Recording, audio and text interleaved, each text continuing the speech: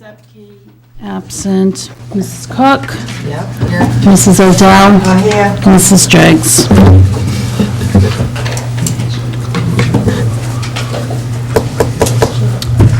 Okay, we'll just get started with the agenda, the senior center budget. You all set? Okay. Second.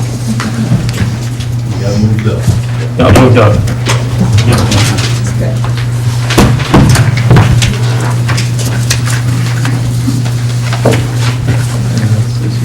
There's some information.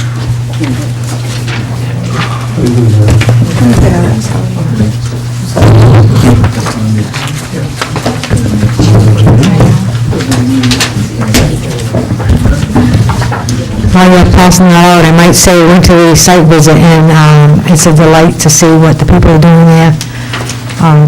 They make things to give for the volunteer, with quilts and whatnot. It was really, it's nice. She runs a wonderful place. I'm going to miss her when she retires.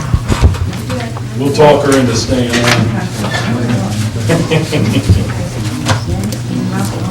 Give her a kitchen. Yeah, she needs one.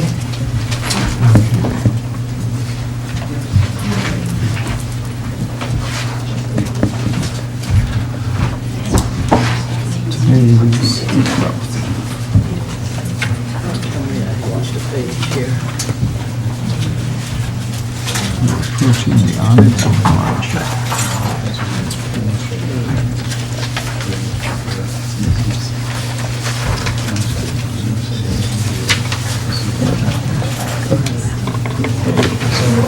And anytime you're ready, you got the floor. I didn't get a chance to go through.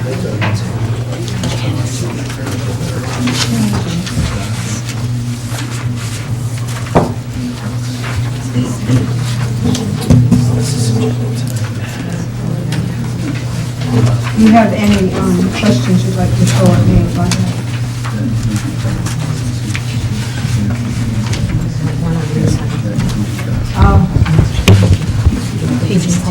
Okay. Oh, the first time.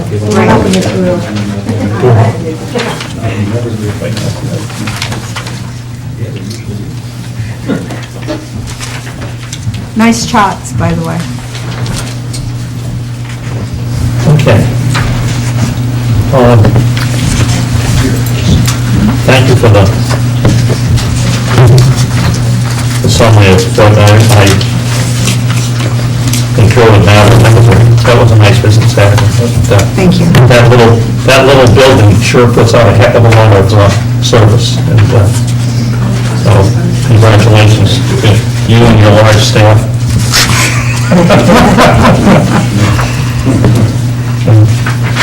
You can go through the lines, you can just highlight changes, however you, there's not much different from one year to the next. So. No, there isn't, and there's not much change, and that's what I was going through.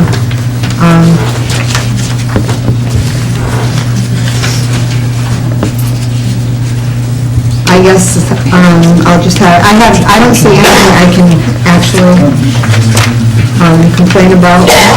As long as prices don't go up, I can live within my budget. Okay. I don't see anything, though, on the capital plan.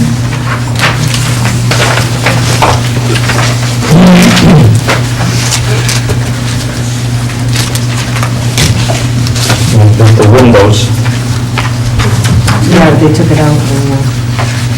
which, Town council took it out. Okay, nothing for capital. So far, it's just the town council's, Okay. we have to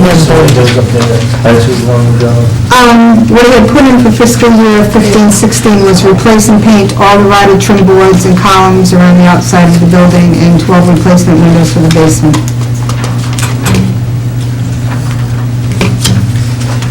at some point in time, I don't know when that is, those are going to have to get done. We can, we're back in the old Fran commercial again, painting now, we're painting ready. And the longer it goes on, the longer those windows leak, the the more expensive the repairs, replacement is gonna be. And a lot of the trim boards on the outside of the building are very rotten. Is that the 32,000 figure you have? That's the 25,000 figure. And then for the following year, I figured if we could replace the windows. That's already 2,000. It says repair and all stuff. So the 32,000? 32,000. For all the windows upstairs, yes. And I have 32, but I think there are 28 windows. So in other words, you're saying there was two separate things, the Yes. windows downstairs and the windows upstairs. Did you come before the town council and we told them about the 25 for the other? Because that's not even here anymore. It's in the second year. No. Second year being You must have. 16, 17? Oh, wait, this is what I handed in. Oh, okay. Okay. Do you have a copy of the budget that I You handed just in? have these pages here, that's all. Okay, all right. But for next year, you put a dollar figure down of 42,000. Correct. Okay. And again, at some point in time, the bill's coming on that one, and whatever additional damage is done by weather is going to make the job even more expensive. Plus the heating too. So and as Deb said, the heating costs go up with drafty windows, so, I'm not going to sit here and argue against the town council's decisions, but just, Are you gas-fired? Yes, That explains the lower, correct. such a building. We've managed to save a lot of money When did you do by that? doing the switch. 4 years ago.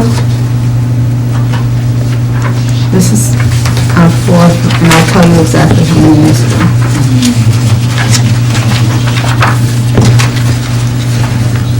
It's okay, This is our fourth year with it. okay? I believe it was installed in May, so it'll be 4 years in May. Because I've got 3 years worth of average here, I normally do a 4-year average, so. That was one of the best moves we've made. What is My Senior Center? It is a computerized tracking system that we are in the process of getting up and running right now, where all the seniors will have a scan card, and they will punch into a computer when they come in, and it will track all the activities, all the volunteer hours, everyone who comes in the building. Can you pull the mic down?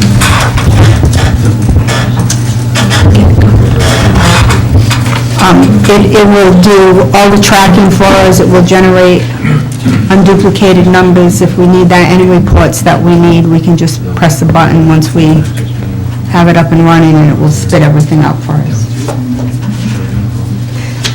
So I've been trying to get this for a long time, Which, the tracking? the tracking system, yeah. Because Well, initially, when they had first come out, I want to say they started out around 7,500, and then over the years, I think they're about 11,000, 12,000 now. We did a sponsorship where we got it for 3,700, where they will get the advertisers to help offset the cost. So, you did a good job, Janice. thank you. I just want to ask you one more thing, Janice. You said on that paper there, you had for this year, the upstairs windows, and you had for the next year plan for the, is that a priority? Yeah. It's a 5-year plan that we end up adjusting every year depending on what gets put on the list. So this year, you're looking for 25? Yes, so they put it wrong here. This says 32 in here, and it's actually 25 for this year. This year, Well, maybe they put the windows ahead when we sat and discussed it. Maybe they could have flipped it. Yeah, well, When you say this year, you're talking about 15, fiscal 16? year. No, you're talking 15, 16? yes. Okay, next year. Next year. But, yeah, but I'm saying the view This is... budget. Yeah, Okay, right. no, it's fine. That's okay. I get confused when you're saying this year and next year. But her chart indicates for 15, 16, the replacement windows in the basement for 25. Yeah. Our paper indicates 32, which But has they, gone to the following right, but year. sometimes what they do is they look at that and they say, well, let's do the windows this year, and they flip things around. yeah, but they flipped it and they didn't give me any money, so, I mean, I'm just saying it'd be less money than you're looking for this year, actually, for this budget year. Correct.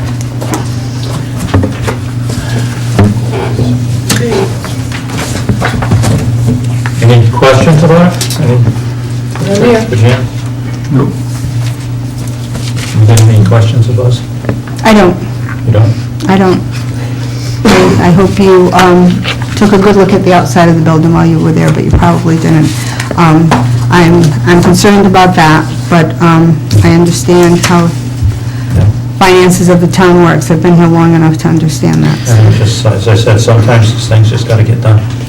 Or they just, it then becomes increasingly more expensive to wait. We just found $91,000 last night. We just found $91,000 last night, so maybe we can put it on the line. Is that labor included? Yes. So if we could find some handy people to donate their time, it might be cheaper. A lot cheaper. I got $3 million in insurance. That's what I carry. Okay, anything more for Janice? Janice, thank you very much. Thank you. And keep up the good work. Thank you so much. It was impressive. It was impressive.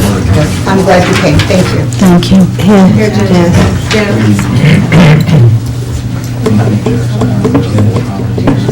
I see library people sitting back there. With the library services, come on up.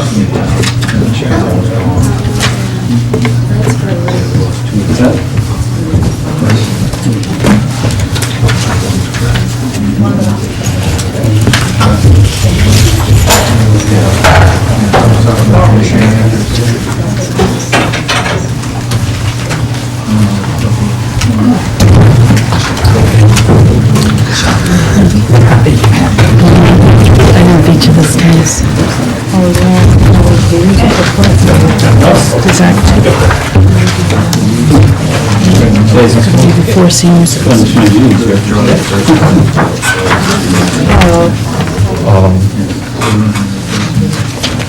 Thank you. What page? The library services stuff. Thank you. That's what we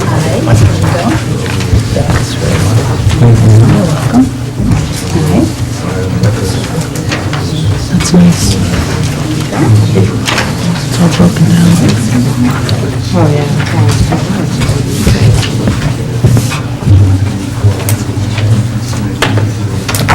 Thank you for impressing the heck out of us. That's one more in this building. I hope we can find plenty of uses for it and make it a real town meeting place and town center. That's what we're hoping. Absolutely. I think you gotta push that, because I don't think people are sitting at home or have any concept of what that looks like. Because it didn't look like any library when I grew up.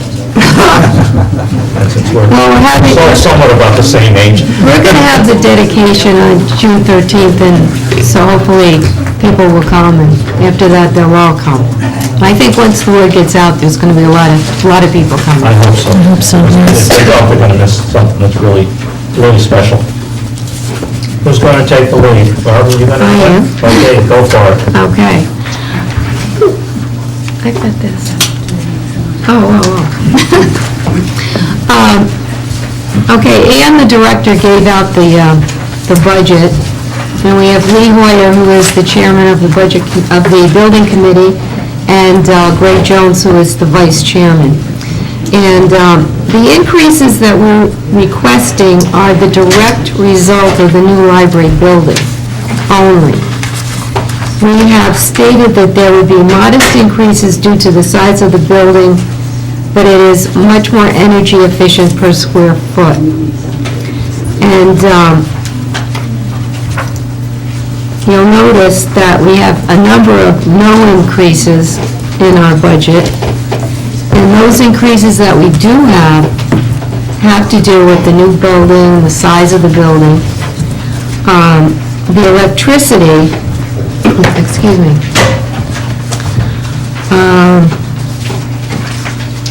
It's a 30%, well, we've got, we're involved with the town and the town rates, their contract, so we take whatever that is. It's what, a 30% increase on delivery? Is that, 30% increase on delivery for this year, and a fixed price on supply. And it's an estimated usage based on calculation by Wilkinson Associates. And the heat is also, it's propane at $2.50 plus $2,000 in oil that we have for Union Library. And that's also estimated usage based on a calculation by Wilkinson Associates. The communications are a total of 6 lines. Those are 6 additional phone lines because of the new building. It also includes postage, and it includes website hosting. There's an increase in water. We have 4 bathrooms now.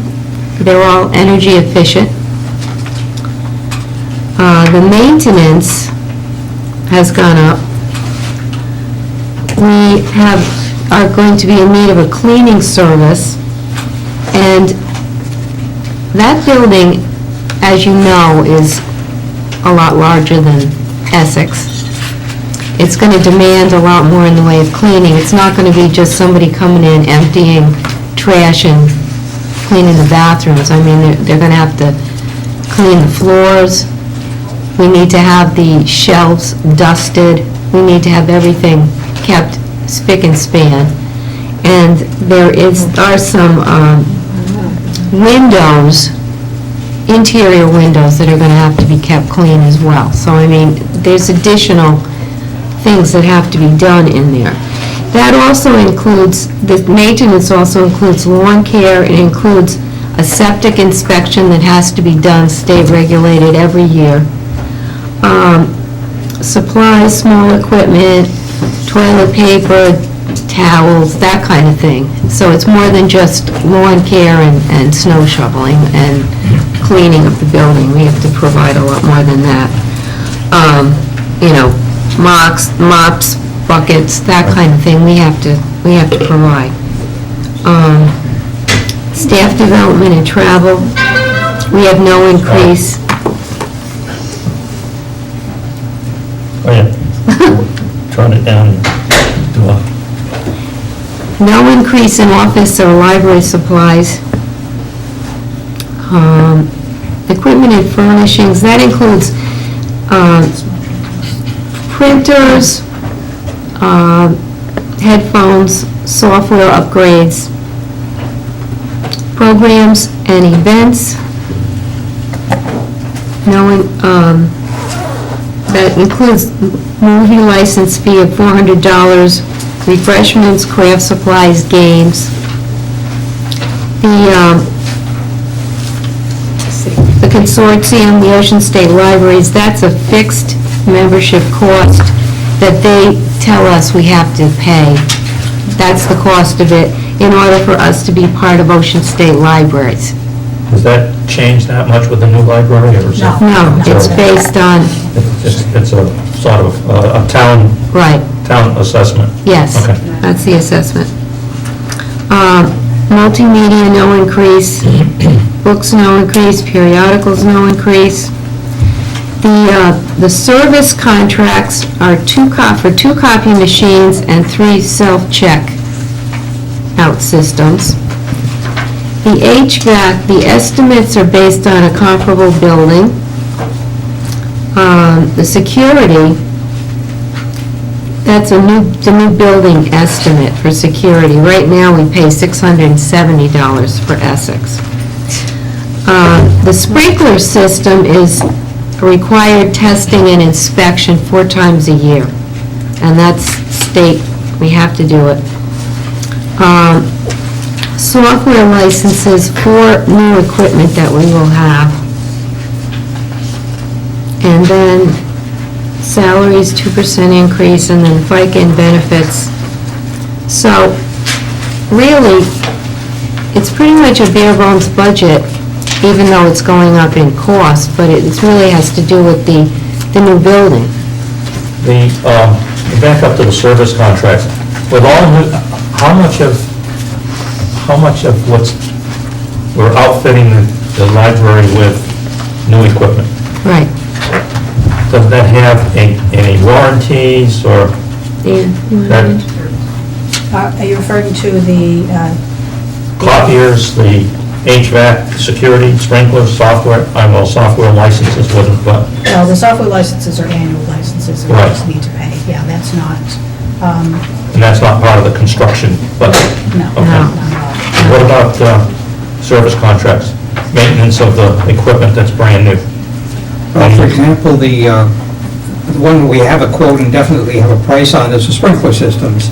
That's going to be brand new, but it's required to have quarterly inspections and testing, and that's the cost of Okay. building. Right. The HVAC, certainly everything is guaranteed for a year, but there still is the regular maintenance that will be necessary for a building of that size. And the security, similarly, everything is guaranteed, but there still are maintenance issues. The security is not a maintenance, so that's a monitoring system. Monitoring, yeah. So that's, if there's any kind of problem, Monitoring. that's a monitoring system. At the security companies? Yes, Okay. that's correct. Okay, so that's not equipment. That's not, well, there's equipment in the building for the security. Right. But it's being monitored, and this is. That's their service fee for monitoring the security. Okay. Okay. And the copiers, again, those usually come with some sort of maintenance agreement when they're new or, Right, and this is a service contract, so they come in, if there's a problem, they fix it, they supply the and toner. there's no, that's not part of the new equipment cost? No, that's an for you? annual fee for them maintaining the equipment. Yeah. That's not purchasing it. No, I understand that, but Yeah. usually the machines are guaranteed or warranted for a year or 2 years or 3 years, depending on, Right. And- This is a service contract for the copy yeah, machines. okay, my point is that my experience with buying, with copiers and so on is there are maintenance agreements that go along with them, and oftentimes the first year is Right. gratis. I see what you're saying, yeah. So none of these, Well, one of them we already currently have. One we So that's- currently have, okay. So that's not brand new. And the service contracts we have with the current company includes toner as well, so it's over and above So it's just supplies maintenance, and service. Supplies and service, that's correct. Okay, I have a question. Sure. I was looking at the $2,000 for oil for the Union Library. Yes. As far as I've been told, is we're not supposed to be paying anything for the Union Library, it's supposed to be raising funds for that. And when I was looking through the archives, I found in 2009 that there was big questions about the construction of a new library with Mr. Amarantes, and apparently discussing this with Ms. Durfee at the time. And it appears the two of them were asked by people in town what's the current position of the Union in Essex with regards to life after the new library. People were expecting that the other libraries would be closed and the Union Library wouldn't be open. Then as I was reading, the Union Library formed a 501c, and that was supposed to be if you wanted to keep it open, be able to take care of itself. So here it is, we've got $2,000 for oil, and we have a new library to keep a union library open, which I don't think that's right. Now, if you want to keep it open, you need to pay for that yourself, not put it in this budget, because it's supposed to be a 501c on its own. The Union Library is owned by the Union Library Association, it's not owned by the town. But you've got 2,000 We have in this. maintained it, and we supply books to it, and we also supply a person, a staff person down there. It's open twice a week, I believe, twice a week, and we also have a volunteer down there.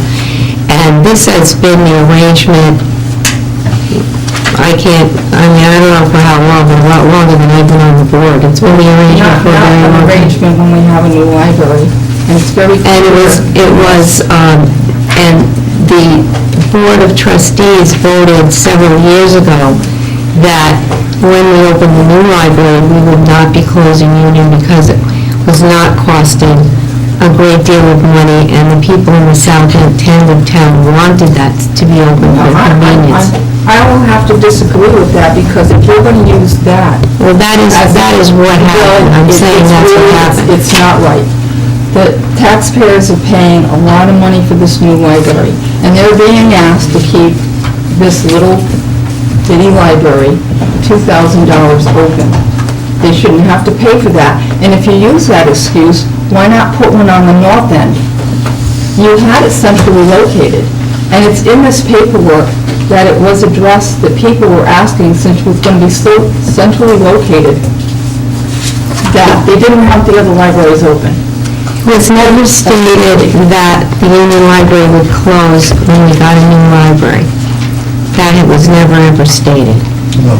Well, I'd like to add that I know of someone who volunteers at Union, and she said she's been there volunteering on a Saturday where 2 people have come in.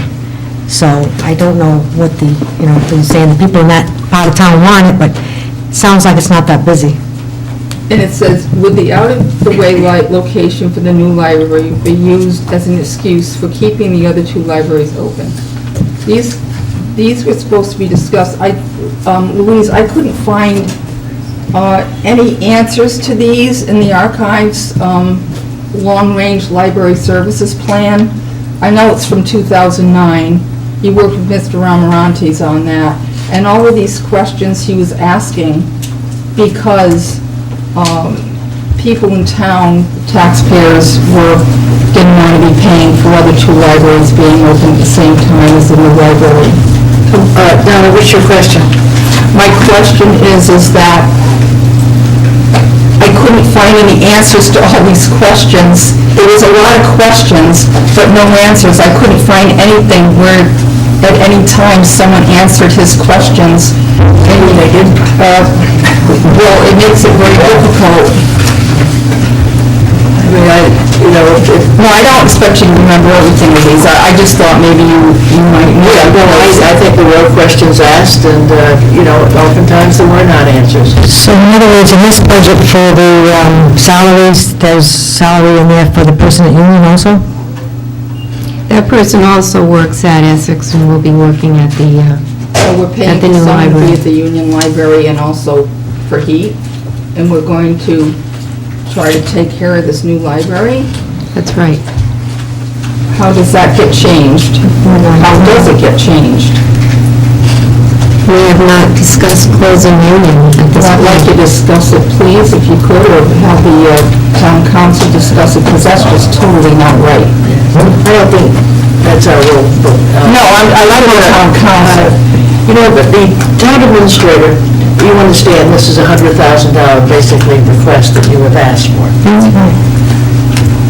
We had one yesterday for the trash collection of $100,000. As you know, that when we started out in our budget, we were faced with a $600,000, problem.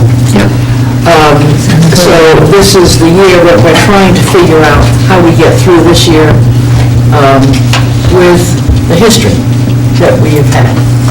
So the town administrator has recommended a budget which is certainly lower, $35,000 increase.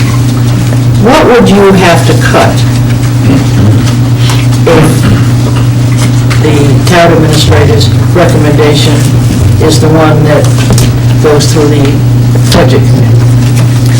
I think what's going to happen is that we'll probably have to lay off a few of our people and reduce hours. And there may be some other things that we'll have to pull back on. We won't be able to buy as much in the way of multimedia, books, periodicals. The building cost would remain the same because the building is going to cost what it costs. Yes, I understand. I'm just trying to... So the only areas are staffing.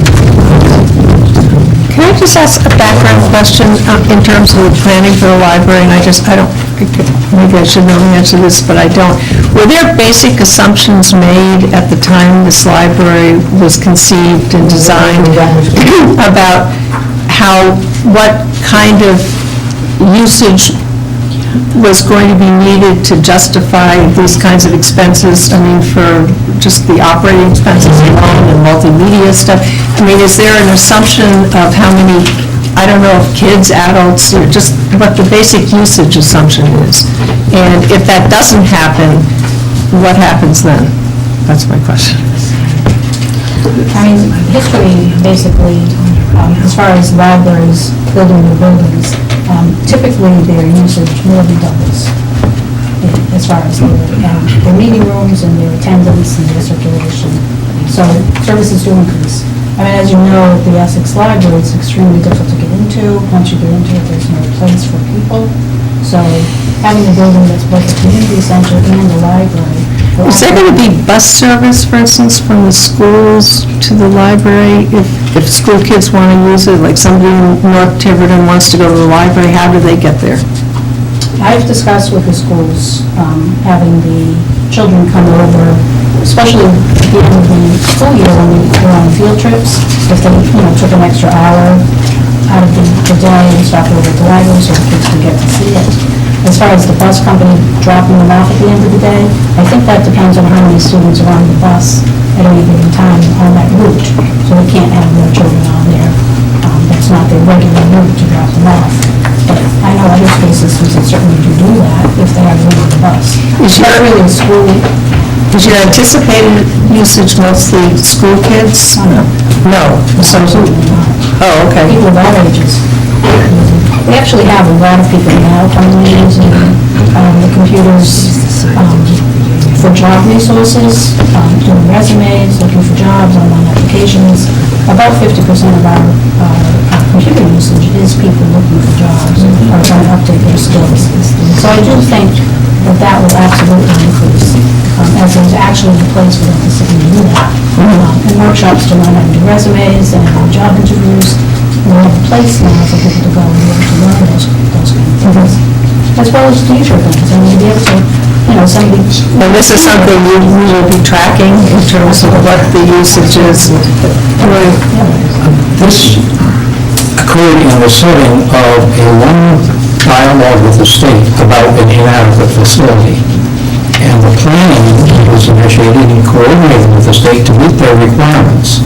And it incorporated building consultants, library building consultants, in terms of the space based on the population of Tiverton and its demographics. So it was not out of the air. It was thought through quite carefully. Secondly, as we talk to people in other libraries that are newly built, their story is always, as Ann just pointed out, doubling or more.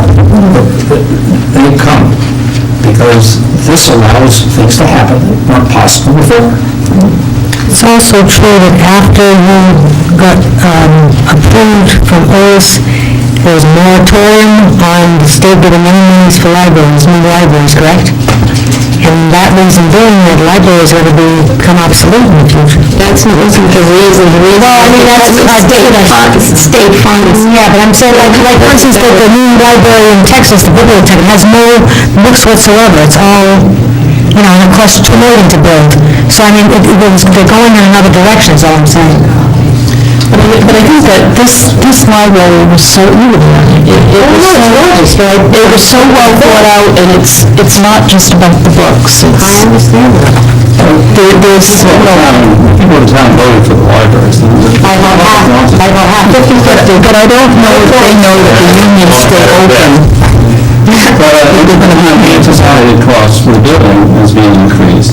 And our commitment was to try and keep the other operational costs from going up, which is pretty much what we're doing here, so. And when you look at the structure with all of the open areas so that you can reduce the number of staff, I think it would be to be done that way. Right. Yeah, the design was really well thought out. We wouldn't have to increase staff. And, I think there's going to be a big increase. I know people come up to me who I don't even know and say they can't wait for it to open. They're going to be there. They're looking forward to it. And that their kids are looking forward to it. So I really think we're going to see a large increase in usage. And when we had the first building committee that was established in 1987, we had a nationally recognized consultant come in, Washington, and at the time he said that the building on the Essex building was so small, it was keeping us from people being able to use it. We couldn't have the programs that we really should have had, and that was one of the big problems, the fact that it just wasn't big enough. So I really believe that this building is going to attract so many people, and we'll be able to have many more programs, and people are going to want to use it. When I was growing up, we had satellite libraries. I couldn't go to Essex, I lived in North Tiverton, but we had no satellite in North Tiverton. Lady Mrs. Ryan was the, I remember I used to, I used to walk, to get books and walk home. I think they should have done that, just little satellites. I think that would have been going back to where people. No, I know, but Over the dam. this is, Matt, what was your rationale for coming up with $525,000 budget? Which I'm assuming is salaries and expenses. Because it's significantly less than what's here. Rationale is Excuse me, can we have the administrator come up and use the microphone? Thank you.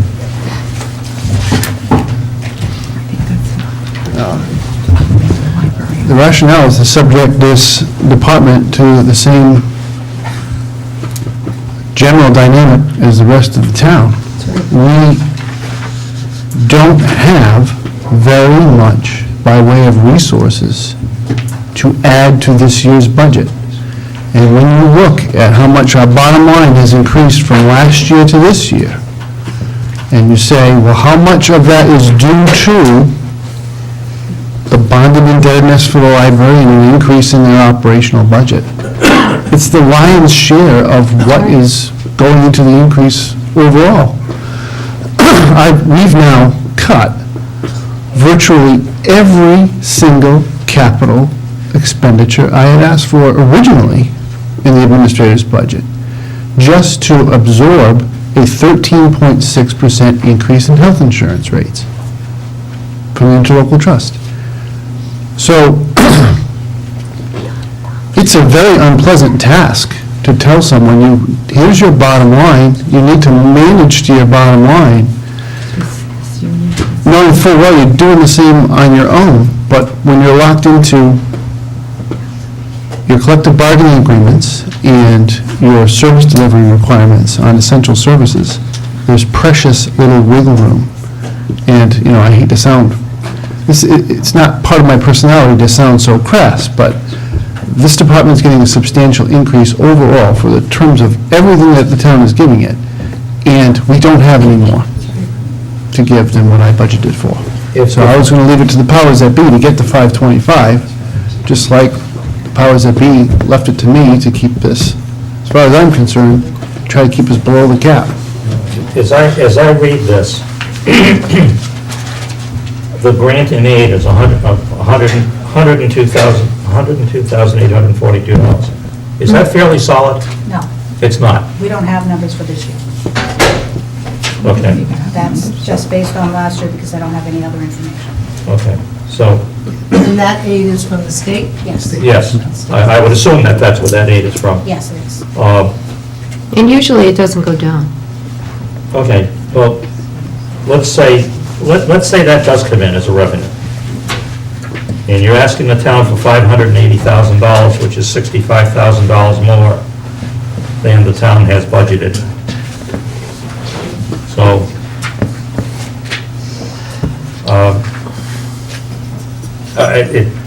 it's not an easy one to, to wrap our arms around. It's a lot of money when holding everything else pretty close to the vest, and I understand it's a brand-new building and a showcase, but that's a lot more money to ask for than what the town administrator and the town council have put in the budget. Can the library rent out space for people to use and Yes. derive revenues doing that? Well, we have to make it, we do have to make space open and available to the public. And if we were to But I mean, charge, we have to But do the this. Tiverton public, Yes. but not Tiverton businesses No, businesses, we or certainly. out of town. Right. Organizations, so- Certainly you wouldn't charge town boards or Yeah. nonprofit And organizations. that's fine, I think that's Yeah. reasonable. Yeah. Are there any of these expenses that have been listed that could be paid for out of the reserve funds in your construction program?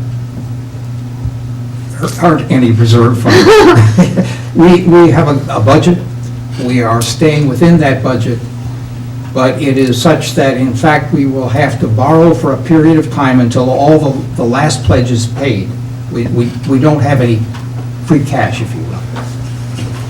No reserve fund when this project was, Well, sure, we have contingencies, that's what I'm saying, those have been pretty much used, pretty much? yeah. And even What's if there left? was, there No, would. My question is- months ago. Are there any of these that could be covered by your contingency? Not without going to the bank and borrowing. Well, how are we going to explain to people that they're going to keep a union library open when they're paying for this new library and this undue burden? The cost in our budget for the Union Library is approximately $5,000. Is $5,000 too much? I'm sorry, that's why we have a brand new library. No, so that you'd have to frame it. Is there any way to figure out to close the Union Library to save money when we have this brand new library? Well, if I may chime in, I have no desire to close the Union Library to save $5,000. I think that's foolish. That's not right. Mrs. Cook, you're entitled to your opinion, I'm entitled to mine. For I don't think it's fair. $5,000. It's not it's taxpayers. Well, I don't think you speak for all the taxpayers. Neither do you. In fact, I'm not. I'm saying, in my opinion, I think $5,000 for that operation down at that end of town is reasonable value. I don't think it's reasonable, and I guess you can always write a check, because I think it's an undue burden on the taxpayer to pay for the Union Library to stay open when we have this very expensive new library. Are you Yes. expecting Mr. Leonard to pay his, is that what your question was? My question, he seems to be free and easy with the $5,000. Well, I think there's a lot of history that you are missing with regard to the Union Mm, Library, and I I- would suggest you go and It's talk still to them. open. It has nothing to do with the history. It's undue burden. I think people are expecting not to be paying for 2 or 3 libraries. They're expecting just one. Mr. Chairman, I think we've plowed the ground, or to quote you, we've beat that horse enough. Beat that, I'm going to beat it one more time. Yep. Time for argument, I guess. I also have a hard time with Union Library. I mean, we've got a big, beautiful, beautiful facility, and, I mean, I know we live in Rhode Island, and I know driving from here to the Secundit River Bridge is an overnight trip. Okay? A trip from South Tiverton to Boogamarsh Road may be 2 suitcases, I'm not sure, but I really, I can't see why Union Library would stay open. Other than a certain amount of convenience, I just can't see it. I'm sorry. And I love Union Library, and I've used it for years, but I just think that we've got a brand-new facility, and, to me, that's like building a public safety complex for the police and the fire department, and keeping all the little fire departments open or something. I can't wrap my arms around that one. I really, really can't. Personal opinion, as Well, there's a really long history that goes way back. I don't want to get into tonight. It's time to move into I the don't want to get present into time. that tonight, but that's one of the reasons, so. tradition unhampered by progress doesn't get us very far. And I think this, to some degree, utilization will direct us. I think so. Because if the new library is very attractive, then that may attract the traffic, and Union may just wither on the vine. Right, But, right. I think one of the reasons we've kept it open, because there's a Union Library Association, they provide a lot of the volunteers, they do a lot of the work. yep, most of the work. And they want to keep it open, so we kind of support that. Quite a few people who use it. Oh, yeah. I'm up and down the road every day. There's cars down there. I think the bigger problem is if you go to 525,000, or even 5,000 of that is Union Library, it still means that there is going to have to be staff cuts and less time open for the library. And that seems to be a rather unfortunate situation of building a new library and then keeping it closed. Especially when we started out the meeting saying we hope a lot of people go and use it, and turn around and say, well, we're going to close it to the end. I understand, but we're talking. They took it all. Well, I do the right thing and close something. Like a dirty trick. Well, that's about it. Okay, Lots of discussion. good catch. All set? All set? Is there anything else you want to cover, or? I don't think so. I mean, I think it's going to be unfortunate have that building there and having it, not used. As we said, when we first started to plan this library and going through buying whatever, these costs were anticipated. And so the town council was well aware of what was going on, that a larger building, we were going to keep the staffing the same and those costs the same, but the cost of the building was going to go up somewhat. I understand the cost of the building. Just don't quite comprehend Union staying open. Well, you can chop $5,000 off our estimate for that, but, Well, That's just a little it's not so much that we're going to chop $5,000 out of $690,000. It's just the concept of, we got this beautiful building, you want to use it, but you're going to allow people to use Union. That just doesn't make sense to me. That's all. I mean, I've got no axe to We grind were with planning anybody. to keep Union open. I mean, if the use went away, then it would be logical, but we weren't going to close it this year. So you have usage on how many people use Union on a daily basis? Can I make a suggestion that you talk to some of the people at Union and get their view on that? Well, we can't. think you should have to get a view. There shouldn't be a view. The fact of the matter is that it needs to close down. I agree. The tax rate too. I'd like to know how many people use it. I think they're... Ann has figures. You have to get figures. And it is highly used, but it may drop with the new library. That may change. June 13th is the dedication. I go by there almost every day. I can't tell how many cars are in there because the cars are parked at the cheese store. So I don't know how many people shopping at the cheese store or who are utilizing the library. So, I can't tell. There's always cars at the cheese store parking lot. But how many of those people would not go use the library if they had to drive down to Willimarsh Road. I don't know. Anyway, that's, I just share that. It still is a beautiful building. But it's a beautiful building. I mean, they have no qualms about phrasing at all. I think we made that pretty clear when we were walking through it. As far as that goes, we did a great job. The beauty of the building is not in the building, it's in what can be done there. Well, that's absolutely, yeah, because if you walk through looking for the beauty of it right now, it doesn't exist. No. Okay. What can be done. Yeah, it's the concept of it. Alice? What are you talking about? As Donna, other people could use it, it's a big long drive up here. You want to save $600,000, let everybody take the trash to the dump. I'm for that. Well, we can put that to a motion, Donna. Let everybody. But it's going to close. Well, you can drive down there, we don't have to pay Patriot to haul it down there. Oh, I see what you mean, okay, that's true. But again, it's going to close in a couple of years. In 2 years, and it's not going to do Why don't you do a transfer station like they do in George? Johnson to work many days, and I don't want to do that trip to take trash. It'll smell like a dump after a while. I guess that takes that out. Anything, Jim, anything else? Anybody got anything else? Do you have anything for us? Well, thank you very much. Thank you for doing well done on the library.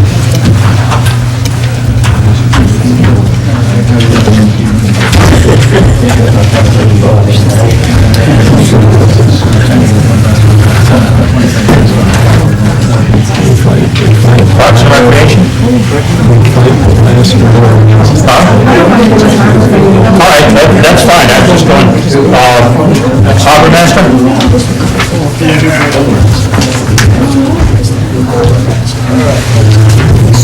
Harbor Master.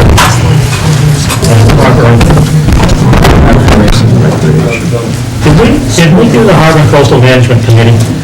We did, but they weren't here, so we just went up with it. Yeah, well, We reviewed it a couple of weeks ago. so, but, you know what, let's We had questions. yeah, so let's just go through Coastal Management and Harbor If I Management. may make a request for the future for all of you, you post your agenda regularly, and I know that I'm supposed to check the agendas, but sometimes people check. Would it be too much to ask the administrator to ask us to send notices to the chair of the various volunteer groups that say you're going to be on the agenda, because there's so many little ones to be checking your agenda on a regular basis. Pardon? We don't send notices to the various entities. It's posted, and that's what sort of called the law, but just an email would be. We'll address that at some point. We'll take care of it. Okay, we'll ensure that you get the agenda, the schedule, and so on. He was the town administrator, was here all the meetings, so it wasn't So anyway, It wouldn't happen like it happened last we'll night. take that one up. Okay, like you fire away with the Coastal Management Commission or the Harbor Master, whichever one wants to go first. Well, we are sort of together. We have my budget. You attack me. I'm on the Harbor, my name's Bruce Cox, I'm on the Harbor Commission. And on your agenda, on your budget recommendations here, we're above him, so I'll start off. They get 4 tires in the boom than before. He's a government, great experience on the water, not much experience in government. I'm an old man with a lot of experience in government. That's what I say, you guys can have it right through. That's right. The administrators recommended a reduction in our general supplies and miscellaneous, and candidly have no objection to that. We had a 3-year $500 budget, we seldom use it all. I understand he's trying to save money and cut things. The educational seminar, the watershed, water research effort, he's recommended we keep, and I applaud him for that. We have done some very good testing and analysis of waters. We have found, in one particular instance, the source of a pollutant. Unfortunately, state regulations don't allow us to pursue that particular source. They're exempt from the DEM regulatory process. They're not exempt from private process, and there's actually some effort being explored in that regard in terms of public nuisance. That would not be a town expense, but continuing to analyze the source of water contaminants is an effort well worth continuing with, which is what he has recommended. That educational seminar is there. I don't know, Tyler, if you want to address your budget, if you want me to help you with that, how would you like to proceed? Well, with the assistant budget, I see 2,000 was taken out for this year, and the reason I haven't been able to use it yet is because I wasn't officially the harbor master until August, signed in and all that, until August, so I wasn't able to actually hire someone for assistant. But I did have someone, and all the paperwork is being done right now, so all that money will be used, and I would like to have that for next year too. In terms of the other services the assistant does, what do you do in terms of the upcoming year, in terms of preparing and putting things in the water? We'll have an assistant. Yeah. The assistant also helps with putting the no-wake buoys in, putting the boat in, and he also a big help for tagging moorings and checking out all the moorings. Really helps to have him as assistant on the boat. Two hands are way better. What are the hours incorporated into this $5,250? How does that number come up, and how does it play out? For the salary? Yeah. Well, last year I put roughly around 200 hours on the patrol boat on the water, and countless more hours in the office. I don't have a set number for the hours for that, but probably an extra 150 for all the mooring renewals and putting them all in the system, phone calls, emails. And how about you mentioned time on the water, how about maintenance of the vessel and all the mooring, these speed buoys? And once you explain to the budget committee what the mooring speed buoys and such are all about, in terms of why and where. All the speed buoys mark the no-wake zones for the Sconnet River. They have to be maintained yearly. I personally bottom paint them, put them in, take care of them. They come out in the fall.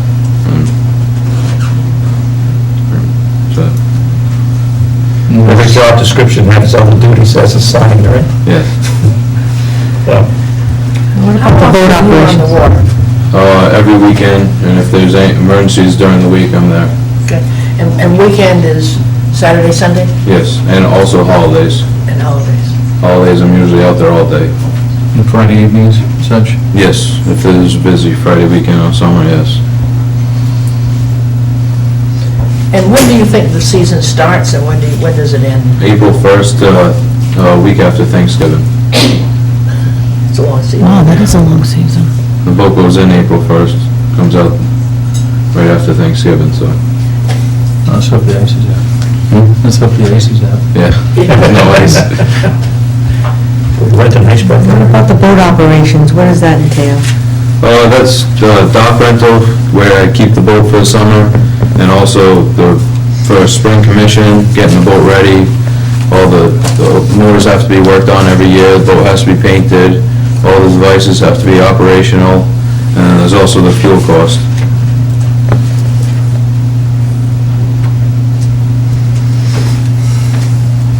This looks like an operation on a shoestring. There's a very long shoestring. It's a very long shoestring. It generates 54,000 or so in revenues every year. Is that for fines or more? No, that's more than Fees. If the state wanted to take some of that, Well, there's some discussion about that by a West Bay person. that's terrible. a land person. That's terrible. Yeah, that will be incredibly detrimental. Of course. There's more we're going to put to try and get people to stop that bill. Yes, I thought it was terrible. That'll be like the luxury tax that they put on cars and large boats, and why you don't build aluminum boats in the United States anymore. Yeah, They're all over in Taiwan. yeah. It'll really hurt the industry. It'll Yeah, hurt the small definitely, guy. definitely. I mean, the state just keeps taking from the towns, cities, and towns, it's not right. One of the things we have is the Harbor Commission, the mooring fee structure will be bringing forward to the council later in the year when it's a little less hectic, that we're trying to make it more equitable for the small boat owner up to the large boat owner. The large boat owner will be paying more. I have a 36-foot boat, my fees will go up roughly $40, but that allows the person with a 13-foot Boston whaler to have a mooring fee of $25. So it makes it more equitable. We try to scale it based upon lengths of the boats, but that hasn't been brought forward to the council yet. We were going to in the fall, but then we had the election, a large turnover in the council, so the administrator asked us to hold off on that, because learning curve is too steep for everybody. Would that bring in more revenues or less, or if I say? It was revenue neutral. Maybe a positive $500, we didn't make a negative, we made a particular point of addressing that. An additional thing that we're looking at is a online mooring service for renewal of moorings to make it smoother. But that has an expense, and we were discussing whether or not we want to try to pass that on to the boat owner or try to absorb it in our budget. It's about $6 per boat against 400 boats, so it's $2,400. So this salary, is your salary, Yes, and an assistant would be the $2,000. 2,000. Is it dangerous not to have an assistant? Sometimes. I mean, if there's a drunken boat operator, it could be. But the assistant really comes in handy when I'm tagging moorings, so I can be at the helm and someone can be grabbing the buoy. And if it's rough out, tying up, the assistant really helps on the boat, having someone else there. It would seem to be time efficient, too. Yeah, very. Now, when you have problems with someone that's basically DUI on the water, do you call the police? Do you try to handle it yourself? You're No, not- I've called the police. and- So they handle it? Yes. I would pick them up and they would assist me with it.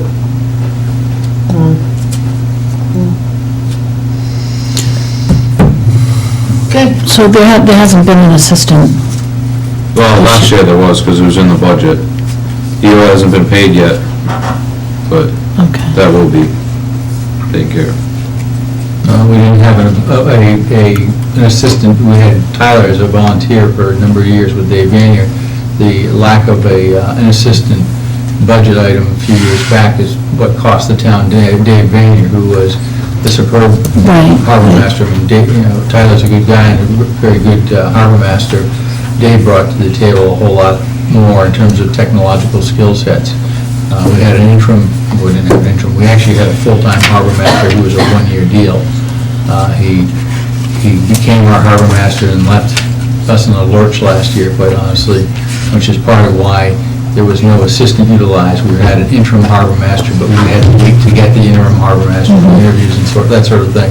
And then it was in August before the town council finally said he is hired and he was actually a full-time harbor master. So he had no authority other than basically run the boat and do patrol, which hampered his skills quite a bit. When did the assistant work that we haven't paid yet? Well, when I was interim harbor master, I had him with me, helping me the whole time, assistant. What period of time? Last summer or? Yes, last summer. They're a little slow on their bills. Matt, you got any idea why? Hasn't been paid? I know that really isn't our job, but... Yeah, that's on me for the paperwork, hasn't been paid Okay, yet. all right. That's fine. And he can be helping you in the spring as well. Yes. bills when I get them. Okay, that's fine. I would not want you to do anything otherwise, but get that done. Yes. Get that paid. So, okay, do you have anything else for us? Do we have anything else for either of these gentlemen? I think it's pretty clear. Okay. Thank you. Thank you very much. Appreciate it.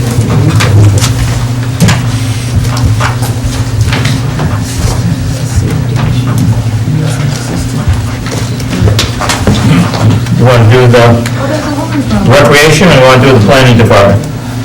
There's a woman from East Bay Community Action that's been waiting, she's from Providence, she could go. Huh?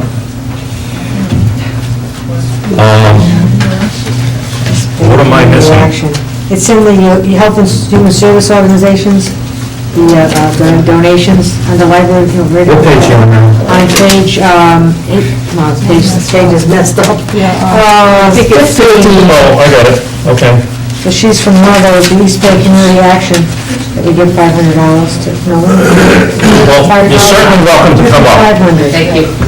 Thanks for, I'm glad somebody spoke up, because thanks for offering. you might have been here for breakfast. Yeah. Thanks so much. I'm sorry I think I'm here on the wrong night. Maybe you took up Grants during the snowstorm. I think, No, we haven't done it yet, we're Oh, not at all. Okay, well, I'm before the fact then. I'm Susan Skank, and I've been coming out to visit you for probably 20 years, and I'm the Chief Operating Officer at East Bay Community Action Program. And as you may know, we own and operate the Community Service Center located at 1048 Stafford Road, and have been doing that for over 25 years. It used to be the James F. Sylvia Health Center. It was no longer possible for us to run a small health practice in that building, and I want to tell you a little bit about what we're doing in that area now. But we maintain the building, and I think we make great use of it. And the fact that it's right here in Tiverton and very accessible to local residents, I think is a real benefit.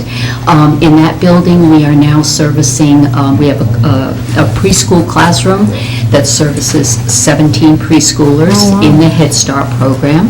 We run a very active food pantry, and I think the great thing about that food pantry is it's a resource, it's a place where the community can come and neighbors help each other. A lot of Tiverton individuals and families donate food to help the community, and those donations come to us, and then we get them out to the community. We get vegetables, and all kinds of wonderful things are donated that we can turn around, so that's a very, very active food pantry. From that facility, we also have the Women, Infants, and Children's Program, which is a supplemental education and feeding program for young families and children. We also run the state's fuel assistance program from that building, so families from Tiverton, especially elderly families on fixed income, price of fuel is going up, their income isn't. We provide the fuel assistance, the state program. It isn't nearly enough to get anyone through the winter, but it helps, and they can come right to that center as well. When we closed the health practice here, the James F. Sylvia Health Center, we operated a small health facility from our 19 Broadway office. But in 2013, we built a brand-new health center, which is located, it's on the complex where CCRI in Newport is, if you're familiar with that. And it's 4 times the size, and we have, I can actually give you the, we have about, at any time, about 102 Tiverton residents that are coming in to use our health center. And now, many more people have health insurance because of the Affordable Care Act, and we are seeing those people, of course. But before that, we were the health center that would see people on a sliding fee scale who were lower income and uninsured. But the other thing that we did do last year, which I'm very proud of, is that we, as an organization, enrolled about 3,000 people in the Affordable Care Act. We trained 26 of our staff members, and they actually helped families to enroll in the Affordable Care Act. So that was, I think, a very good service for us to provide. Excuse me, do you have somebody in Tiverton that helps out with that too, at that Stafford Road? I believe, yes, I believe somebody could come to Tiverton for that as well, because we do have a family advocate there at Tiverton, and many of our staff members have been trained. Because we have a neighbor that's having problems with their affordable, it's not affordable, let's put it that way. Yeah. And it's a shame, because the wife had a heart attack and she can't work anymore, and the husband's the only breadwinner, and they're having to get the insurance. He's paying an astronomical amount, and I think it could get better if someone would help him. So, yeah, so definitely our health center in Newport, but they should call the Tiverton Health Center. Okay. They could, actually not a health center, Tiverton Center. Right, and they'll direct them where to Go. Okay, very Yeah, good, thank you. absolutely. So that's our new health center right next door, and that's right on the CCRI complex right next door. We have a large Head Start center. This is a single classroom here in Tiverton. And then we were just able, with a federal grant, to renovate our dental center. So we have a brand-new dental center in Newport as well, 5 operatories, really a state-of-the-art dental center. And from Tiverton, we have 128 patients that we see for dental services. So, and then we run the Women, Infants, and Children's program out here, and we see about 270 Tiverton residents for that program, which is nutrition education for families with young children, and there's also a food voucher for healthy foods as well. A couple of other things that we do right on site here in Tiverton. We're at both Tiverton High School and Tiverton Middle School with the Student Assistance Program. For any of you that have had children in the schools, Edith Borden is someone that's been in the community for many years. I think Sally can attest to our presence there. And she's providing services for families and children, prevention-like services.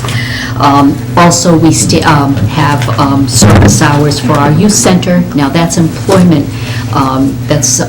The youth center is a Department of Labor and Training funded project, and that's a service where we're able to offer some employment, primarily during the summer for kids, but we also have somebody in the school system doing some hours year-round as well. And then basic human needs. People can come into that Tiverton Center if they're having difficulty with, clothing, anything else that we might be able to help them with throughout the entire agency. We also run the weatherization program. That's if you are eligible for the fuel assistance program, you're referred to the weatherization program, and we can do weatherization on the home, replace the boiler. Is that like church community program? Or? They would probably do that on their housing. I think they probably would, they may do it on others as well, but we're able to do it. I'm not. Oh, separate from you? Yeah, Oh, okay. yeah. So, I just want to give you an update. We're here in the community. Again, what I think, there's no place like Tiverton. I just have to say this. People help their neighbors here in Tiverton. And the role I think we play, of course, we provide lots of resources, but I think the role that we play is we're a place where the community convenes itself to help each other. And Tiverton's amazing in that way. The donations that we get for food pantry donations, holiday donations, you're familiar with the police department, the food drive they do for us. It's never ending, and we're able to organize that for the community because we have the facility here. How could I forget? We're actually the agency that provides, and I'm pointing to Camara. I'm sorry, I can't remember her first name. Your senior services. Janice. Janice Camara. We actually provide the meals for the senior center. That's us, the Ocean State Cafe program, new name, Ocean State Cafe. So we're the agency that provides those meals. So we've been level funded. We request $10,000 every year.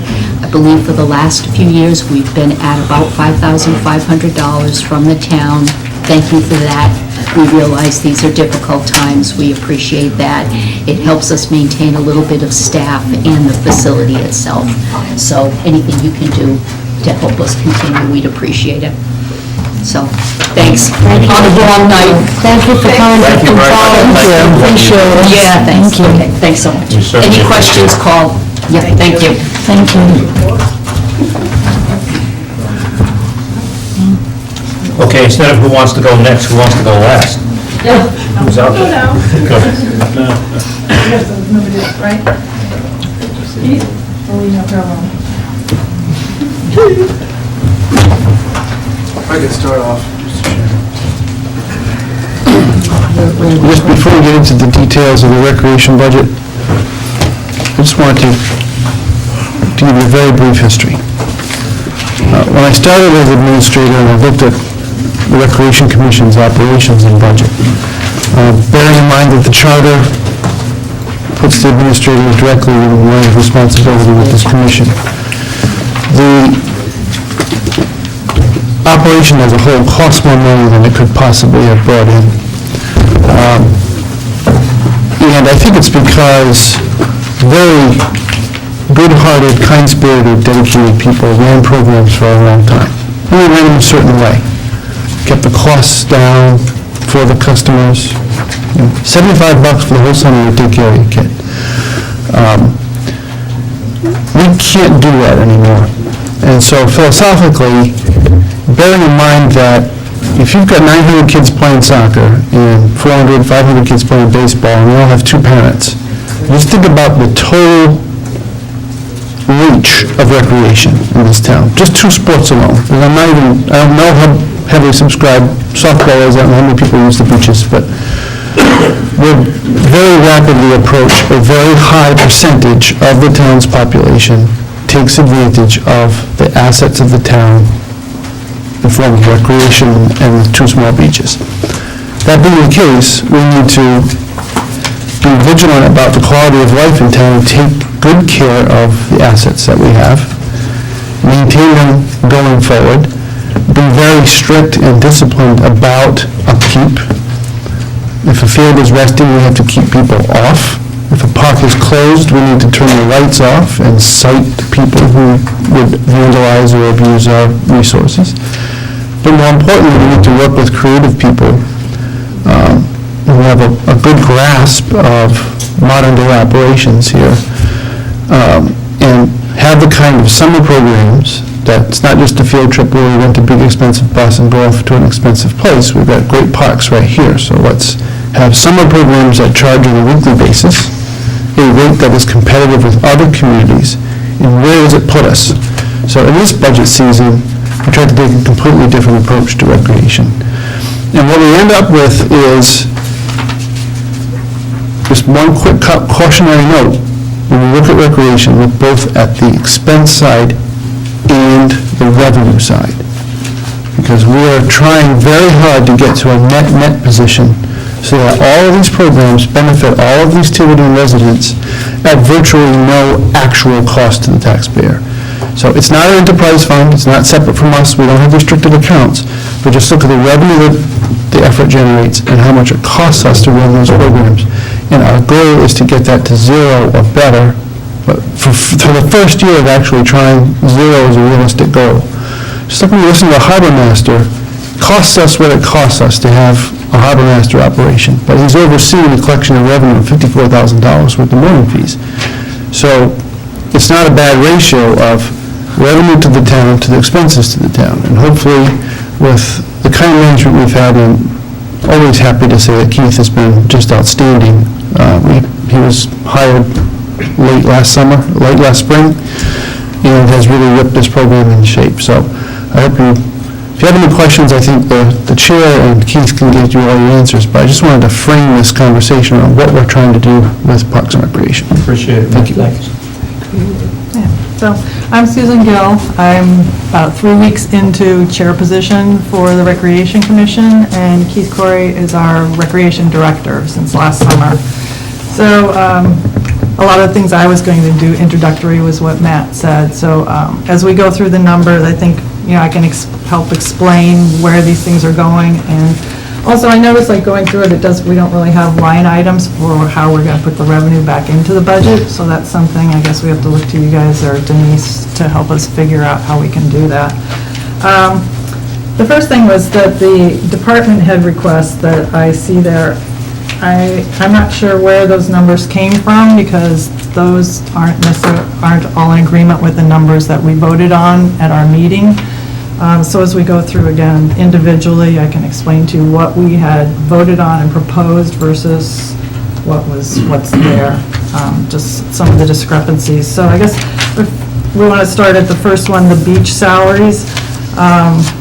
When we submitted it, the commission wanted to do the numbers proposed with both beaches open, but subsequent to that, we've been told, even up to this date, that Grinnell's will be closed through the summer for the work that's going to be done down there. So the revise of the 18.6 is for staffing Fogland only. And that's why that's a one-time reduction in cost. So then by next year, we'll have Grinnell's back open. The other thing that goes along with that is the expenses.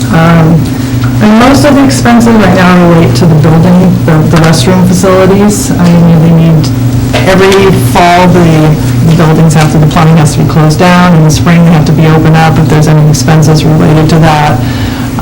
if there's painting or maintenance. One of the big problems we ran into last summer, it was my first summer on that I was really aware of it, is a lot of vandalism that happens to the buildings. Baldermarsh, Grinnell's, Fogland, and all that. So until we can get that straightened out, we have to fix things, and that is an issue.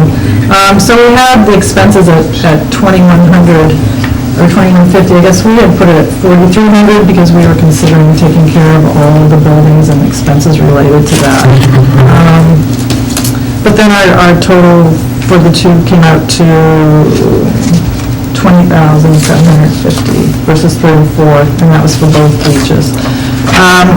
Along with that, on the revenue side, so if our expenses were roughly around $27,000, we took in about $24,000 last year, so we're still running negative, but we're running closer. I mean, so even with the lifeguards and the gatekeepers and the beach cleaners cost us, I mean, it's like a $3,000 cost to the town versus, it's not a $24,000 cost to the town. So that's what, Sorry, so what were the revenues you took in?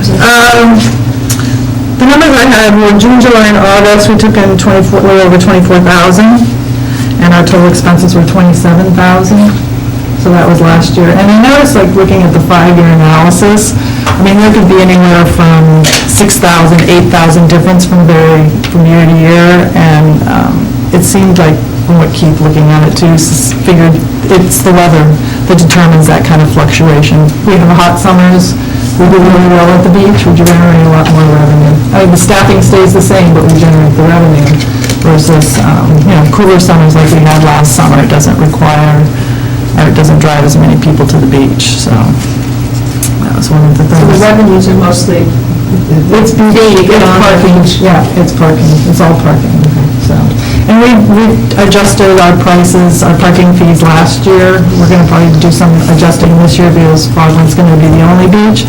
The thing I think it's important for people to remember is residents are still not paying a fee to get onto the beach. So when people, if they're upset about the fees, just remember it's non-residents that are paying to use our facilities, so I think that's valid. Let's see, what else with the... Okay, so the next thing are the summer recreation directors and counselors. From when it was presented to the town council, initially, and the number of 33,000 came up, we had another meeting where Keith came forward with a great suggestion. Normally, our parks program had run out of Picasset in the field behind there, and then there was talk about running that as well as a camp at Baldermarsh, and that's running 2 staffs is what drove the cost up to $33,000. And Keith came up with the idea of centralizing our program, developing it more like a camp. So we're really doing a lot of restructuring of it this year. We want to run it out of the high school and Ranger campus so that we can centralize it there. You have the superintendent's office open, it's not so isolated, you have more backup, it's more centrally located, and as well, then there's a lot more facilities there for the kids to use. Otherwise, they just have Picasset Field. I feel like this was a great idea, and it was, unfortunate nobody thought of it sooner, but we'll work with the schools and try and get that all developed so we can use indoor, outdoor facilities. And then that way, as we have our smaller camps for the kids, they can go off and do offshoots of little mini camps as well, because we'll have it all centralized there for them. So after we came up with that, let's see, the summer camp counselors.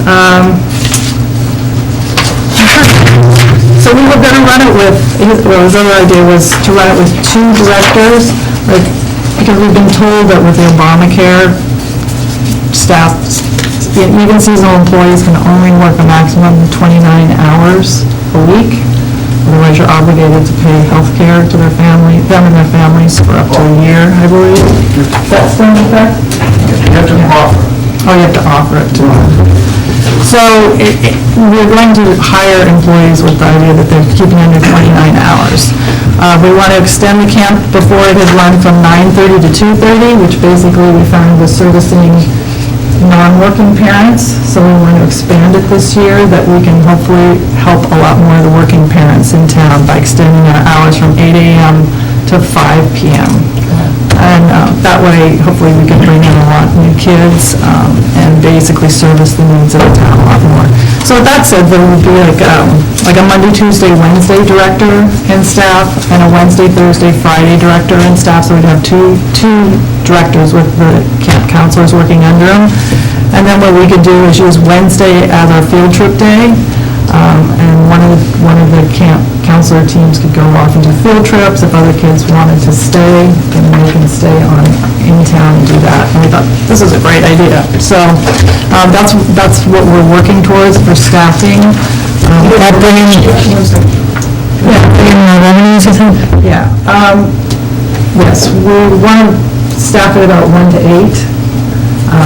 And basically, what we're planning to do to keep this close to a net zero is to, once we know how many people register, to staff for that number of kids. What we're asking is that they register for the entire 7 weeks for the summer. It won't be a drop-in service, and I think working parents need to know that. They need to know where their kids are going to be. So it'd be basically 40 to 45 hours a week, for 7 weeks. And before, last summer, they were getting 25 hours a week for 7 weeks for a total price of $75. So, and it's like, you just can't do that anymore. So what we are going to be proposing is $100 a week per child, with the 8 to 9 and the 4 to 5 is extended hours. That's still under the market price of what other things charging. That's less than what Sandy Wood's YMCA programs charges and other programs that we've looked at in the community. So we feel like we are still providing a service, even though it's going to be some sticker shock to some people. But, that way we can hire and we can meet the goal. We can staff it so that it pays for itself.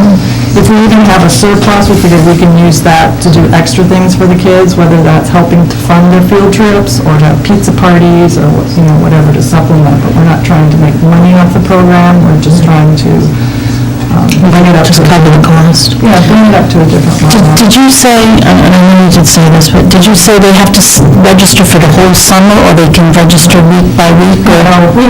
What we would need them to do would be to register for the entire 7 weeks. I know that's how they do it at Sandy Woods, because otherwise our staffing would have to vary from week to week depending on if people came and went, and that's not good practice.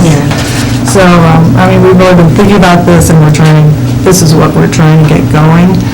So even though, if you see it's like a $25,000 cost to staff it, if that's what our cost is, that's what we will have at least in revenue, or very close to that. So it's kind of a hard number to pin down at this point. What's the age group?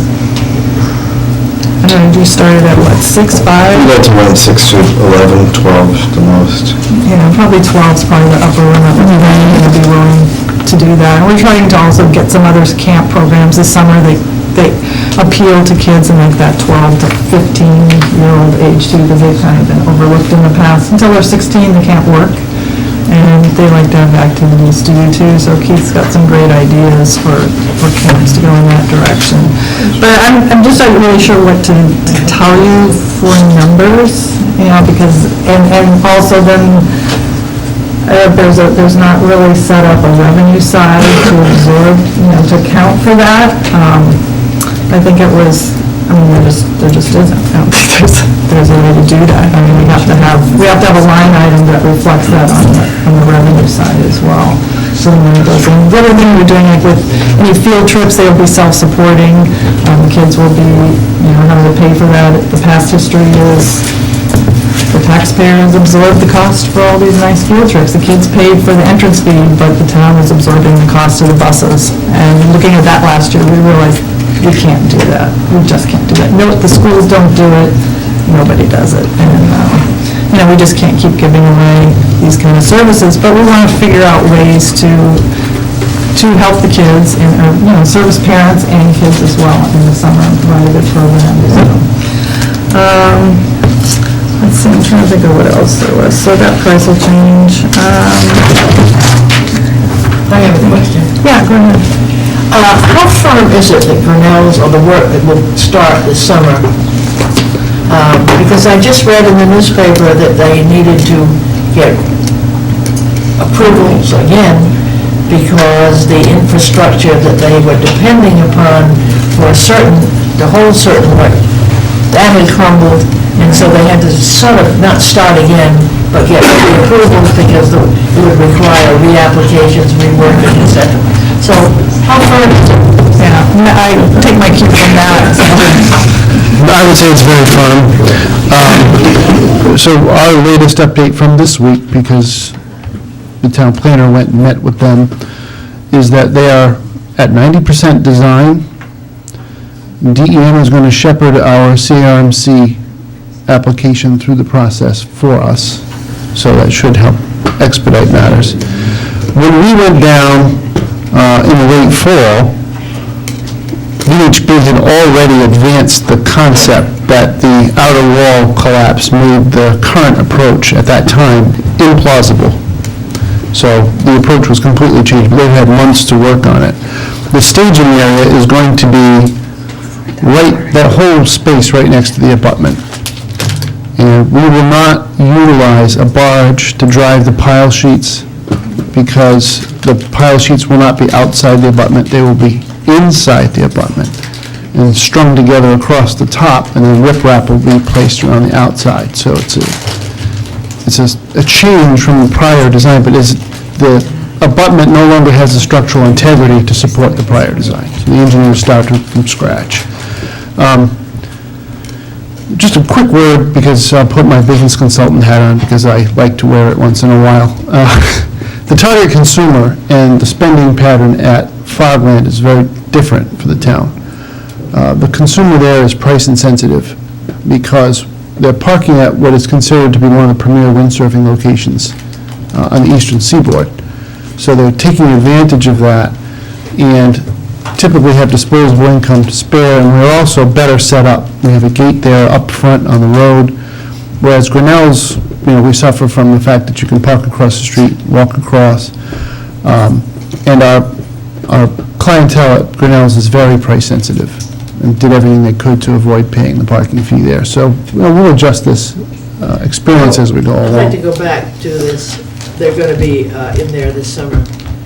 Because the CRMC process is not started. They're still in the design stage. You say DEM is going to shepherd it through. DEM's not going to shepherd it through. They have a representative on set. They don't do that. Yeah. So I got to tell you, maybe it will happen, but I just wonder if we should not be at least have in our back pocket the possibility that Grinnell's could be open. I raise it, I don't have the... I hear your points, but I think on balance, I'm favoring the notion that the beach will be closed, and if it's open, well, God bless us, it's gravy. We don't have very much gravy in this budget, so. The only issue is then we don't have staff. We don't have the payroll staff. So I don't know what the answer is to that. I mean, we're going to start interviewing in a month or so. So maybe we have another month. I don't have it. I just... Yeah, it's not in the budget.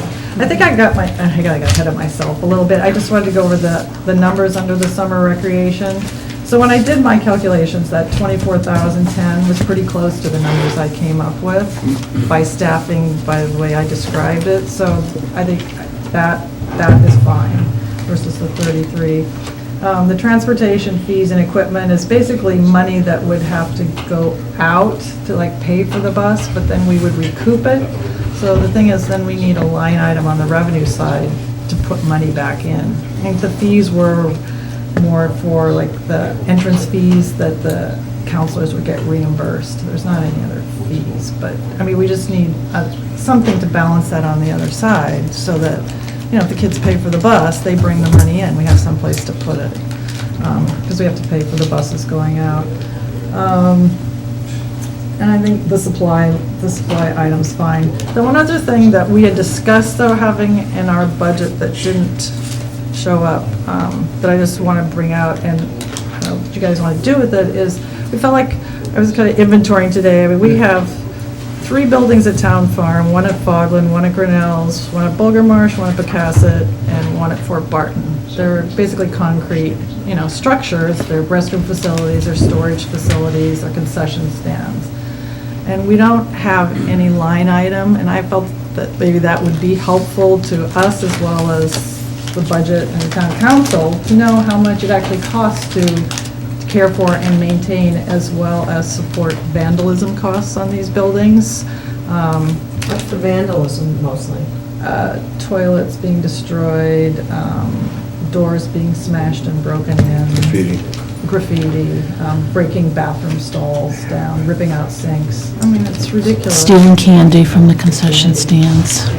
Yeah, it's bad, and it's like, last year, I mean, I was trying to pull the numbers out, I mean, it was several $1,000s of vandalism, like last spring that was done, but I don't know, I'm interested in it, I don't know if you guys are, but if we had a line item that just basically gave us information about how much it costs to maintain these buildings and fix them, it might be helpful, because otherwise it's rolled into field maintenance. And I'm like, that doesn't tell me anything, and doesn't tell you anything, how much it's actually costing the town. And if there's a way we can figure out how to recover some of that through other means.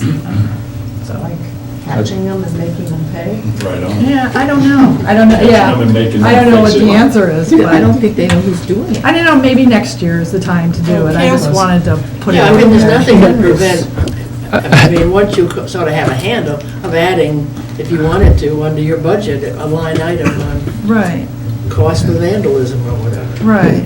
Unreimbursed costs, right? Right, I mean, it didn't happen this year, so I don't know if we want to wait till next year, but I just thought I would bring that out there. Unfortunately, I think in the past, no work was done. That's why there's no line item, because they built the stuff and they let it sit there until the asset depreciated to the point it was no longer useful.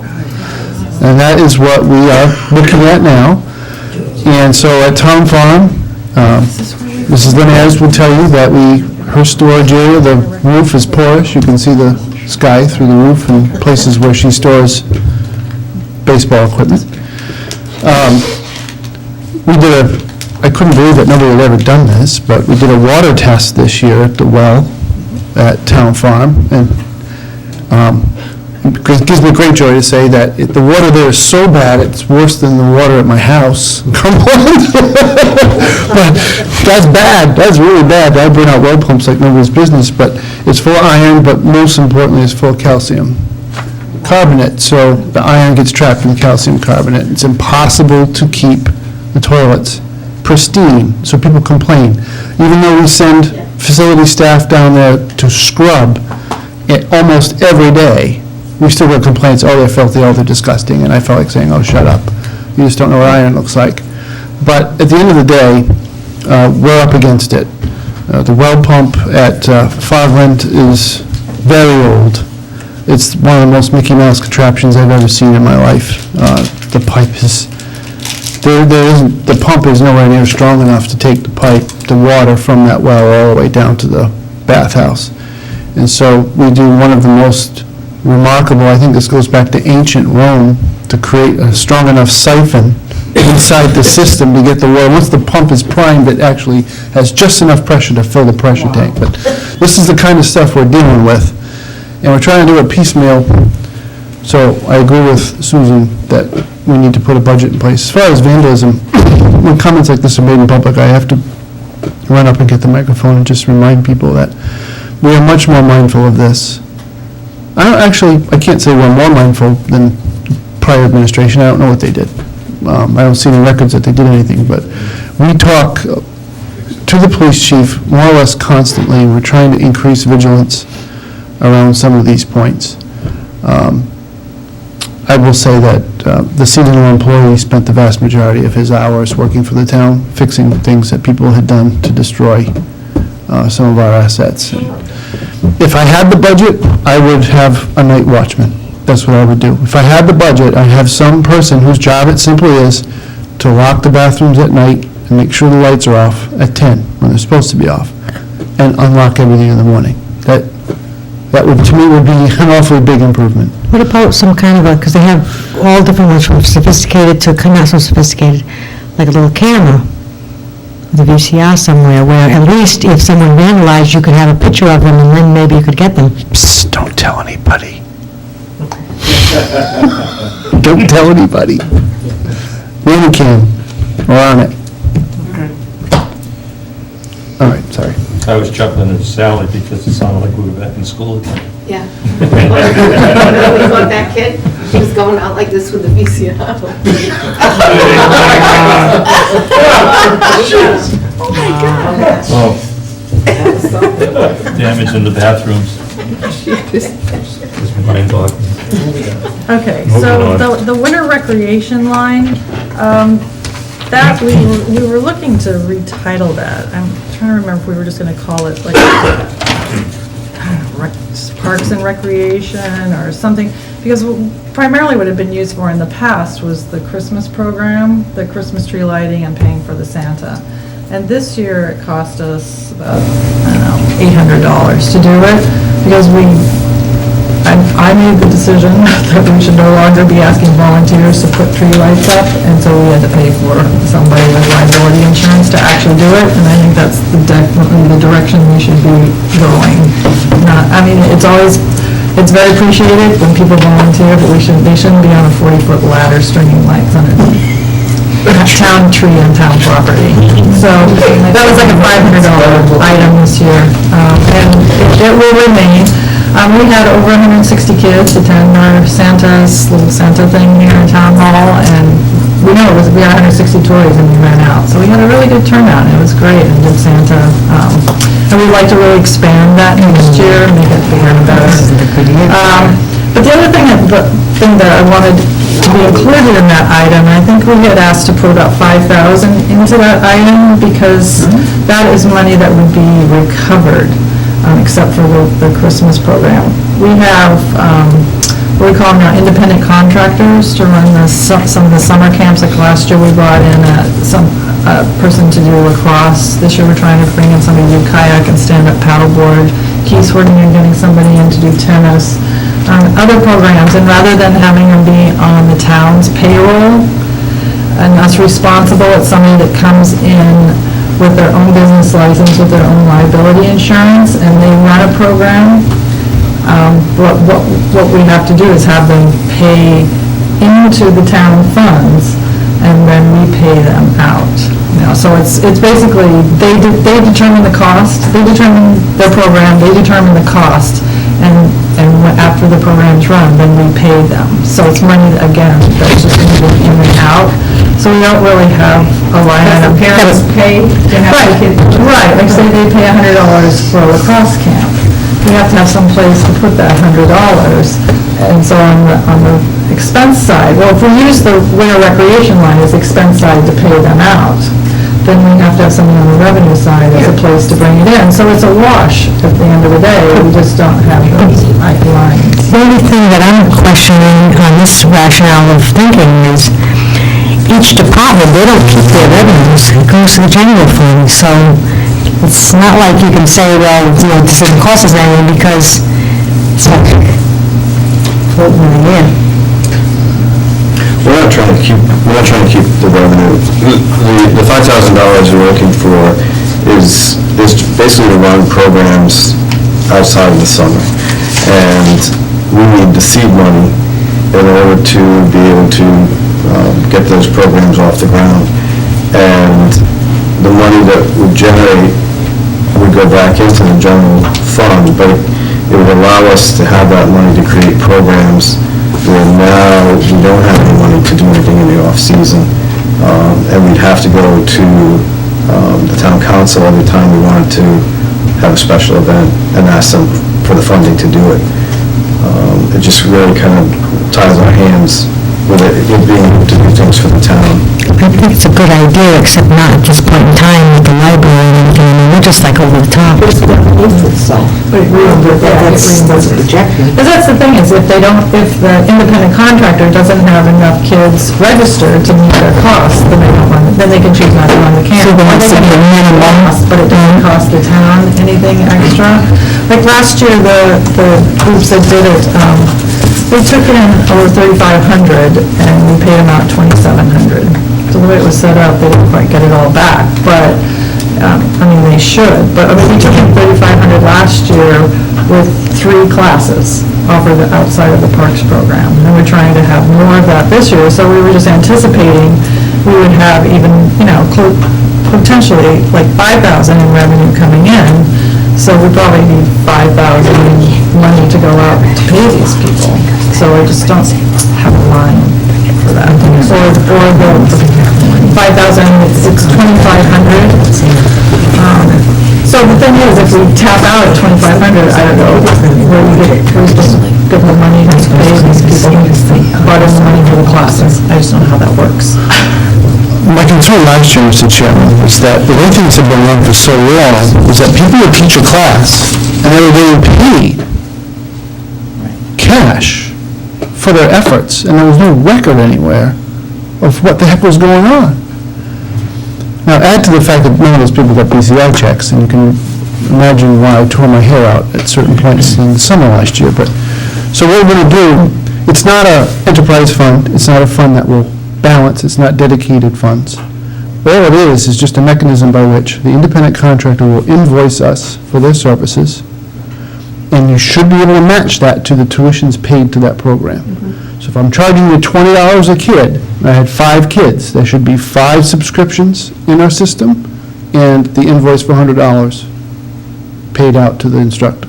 So you can at least see the town collected the money and fairly paid the person who taught on the rate that they were charging us. So is it going to look something like the SRO officer, where we get kind of billed for the school officer, and yet then we get reimbursed by the school department? Yeah, you just will. Kind of looks like that? Yeah, you should just see enough detail in the ledger to see that we've had X number of students in each class, and then the instructor for that class was paid for their services, and there should be some direct connection to Yes, what was paid in for that class and what the person was paid. I don't know if the best way is to It's a talk to radical Denise idea. about it, to try and set it up before you guys finalize it, because it's just, Really. you need money to Save move yourself in some and out. time, and us too. Yeah. Go talk to Denise Okay. and ask her how to handle it, and get back to us if we need to do something. Okay, I just wasn't Okay? sure of the process of it, Yeah. but I think those are gaps that we found we had last year and they didn't get remedied. The concept of what you're doing is fine.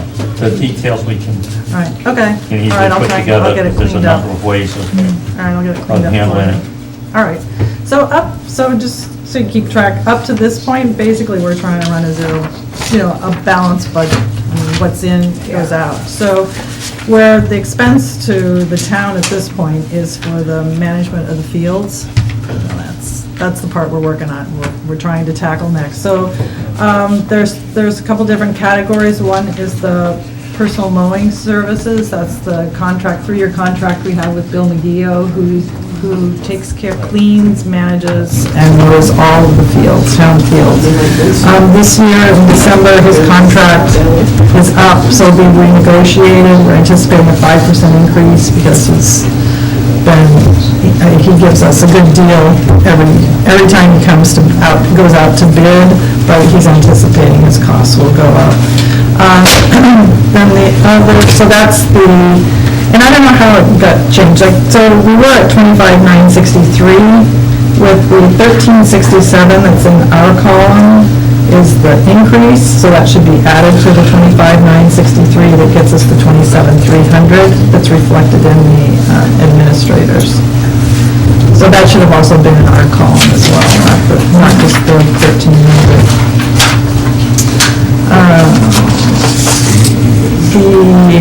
Let's see, the field rehabilitation is basically what we're calling the repairs that have to be done to fields, whether it's baseball infields, repairing holes, divots in the outfields, damage to the fields that are done by baseball and or soccer. I don't know, in our commission, we voted $7,500 to that line item, so I don't know how it got to 1,000. And you have 3,500 from the administrators. We just felt like there's a number of projects that are still outstanding. We did about $8,000 worth of work this fall because we had some money to get work done. Bill did a lot of work on cleaning up fields, and we also did the $12,000 capital expenditure to the lower soccer field at Town Farm, so that's been done. It's going to be remaining closed, and some additional like fertilizing and work done on it to get it really in optimal shape through the spring and summer. Then the last one we grouped together, the fertilizer, seed lines, and preventative maintenance. A lot of that is the fall maintenance. That's where the annual lining and fertilizing, which are critical. The rolling of the fields, which is like a $2,000 ticket item, roughly $1,500 to $2,000. His fall cleanup alone was going to all the baseball fields, the soccer fields, leaves, whatever, and that was like a $3,000 ticket item. And the lining and fertilizing was over $3,000 as well. So I know Matt had put 13.5, and that's a much better number for us that we can live with, because that's closer to what it's going to cost. Rolling the fields, cleaning them up, It's really all just what you call it. And so, field rehab, to me, is a significant fix that falls short of being a capital expenditure. It's a one-year thing, but we have to do it. So, the backstop at Fort Barton Field is broken. You can't play baseball on that field until that fence is fixed. It's a rehab project. The vast majority of the activity we need to conduct is preventive maintenance. We need to stay on top of the nutrition for the grass in the fields, keeping the weeds out of the infields and the baseball fields, et cetera, et cetera. And that's why I shifted, I just looked at the budget differently and said, we don't have a huge need for major rehab fixes, but we do. The more, it's penny wise, pound foolish, right? Don't try to save money for the sake of something that will cause you more damage down the road. So, just to use one simple example, I can go on and on, but I'll keep it simple. The insects that destroy grass prefer acidic soil. If you put enough lime on the soil to quote-unquote sweeten the soil, it slows down your insect infestation. Now, Bill McGee and I share the fact that we grow grass for a living, snow. For a long time, I grew up on a farm. So just the basics that you have to do a nice job, keep the fields well-maintained, and not have major expenses down the line, preventable problems. In addition to the mowing, does Bill do all the fertilizer and Yes, seeding? and this year he'll do the rolling as well. He's one of the best guys in the state, I'll tell you that much. It was comparatively bid. He's good. He comes in, he's a local resident, and he has a passion for the town's assets, and nobody takes care of our fields. I don't think anybody will ever care as much about it as Bill. I agree. Excuse me, Mr. Administrator, I just got a question for you. I know this is very important, but you took out all of the things that the Senior Citizens Center needs. And, I mean, that's windows and stuff that, you know, I'm just saying, I think you ought to just at least try to balance it, not give these people everything and this people nothing. That's all. A fair comment, but I think maintenance on our fields has been neglected for a very long time. I can tell from the budget and from the condition of the fields. Go back to what I said earlier. I do have a filter, and I think the night I presented the budget to the council, I disclosed what that filter is, and that is, what services does the town provide that benefits the largest number of people? And, you know, you'll see, I tried to fund as much of the Senior Citizen Center as I could, because when I was in Woonsocket, I was the Senior Center Director. It was my job. You know, there's a right way and a wrong way to do it. I think Janice does a fabulous job. The building itself is old and run down, and we got to come back as a town and really talk seriously about capital, because we're not investing in anything we need to invest in. It hasn't been done. So, and then lastly, I asked for the East Bay cap to receive the full $10,000 they requested, because I'm cognizant of the fact that we measure outcomes now. We don't just give money to 501c3s anymore. That's blind and foolish. But if they can come to the table and say, we helped this many people, we served this many meals, we did this many rides, you can believe it. You can take it to the bank. So I was trying to increase the service level to the entire population that's benefited through that. But like I say, never underestimate the number of people who use these fields. You just have to sit there on a busy weekend and watch people cycle through. Taxpayers, keep the roads open in snowstorms, keep my rescue and my police and my roads, and then one of the next highest items The worst, would be worst recreation. field you could name.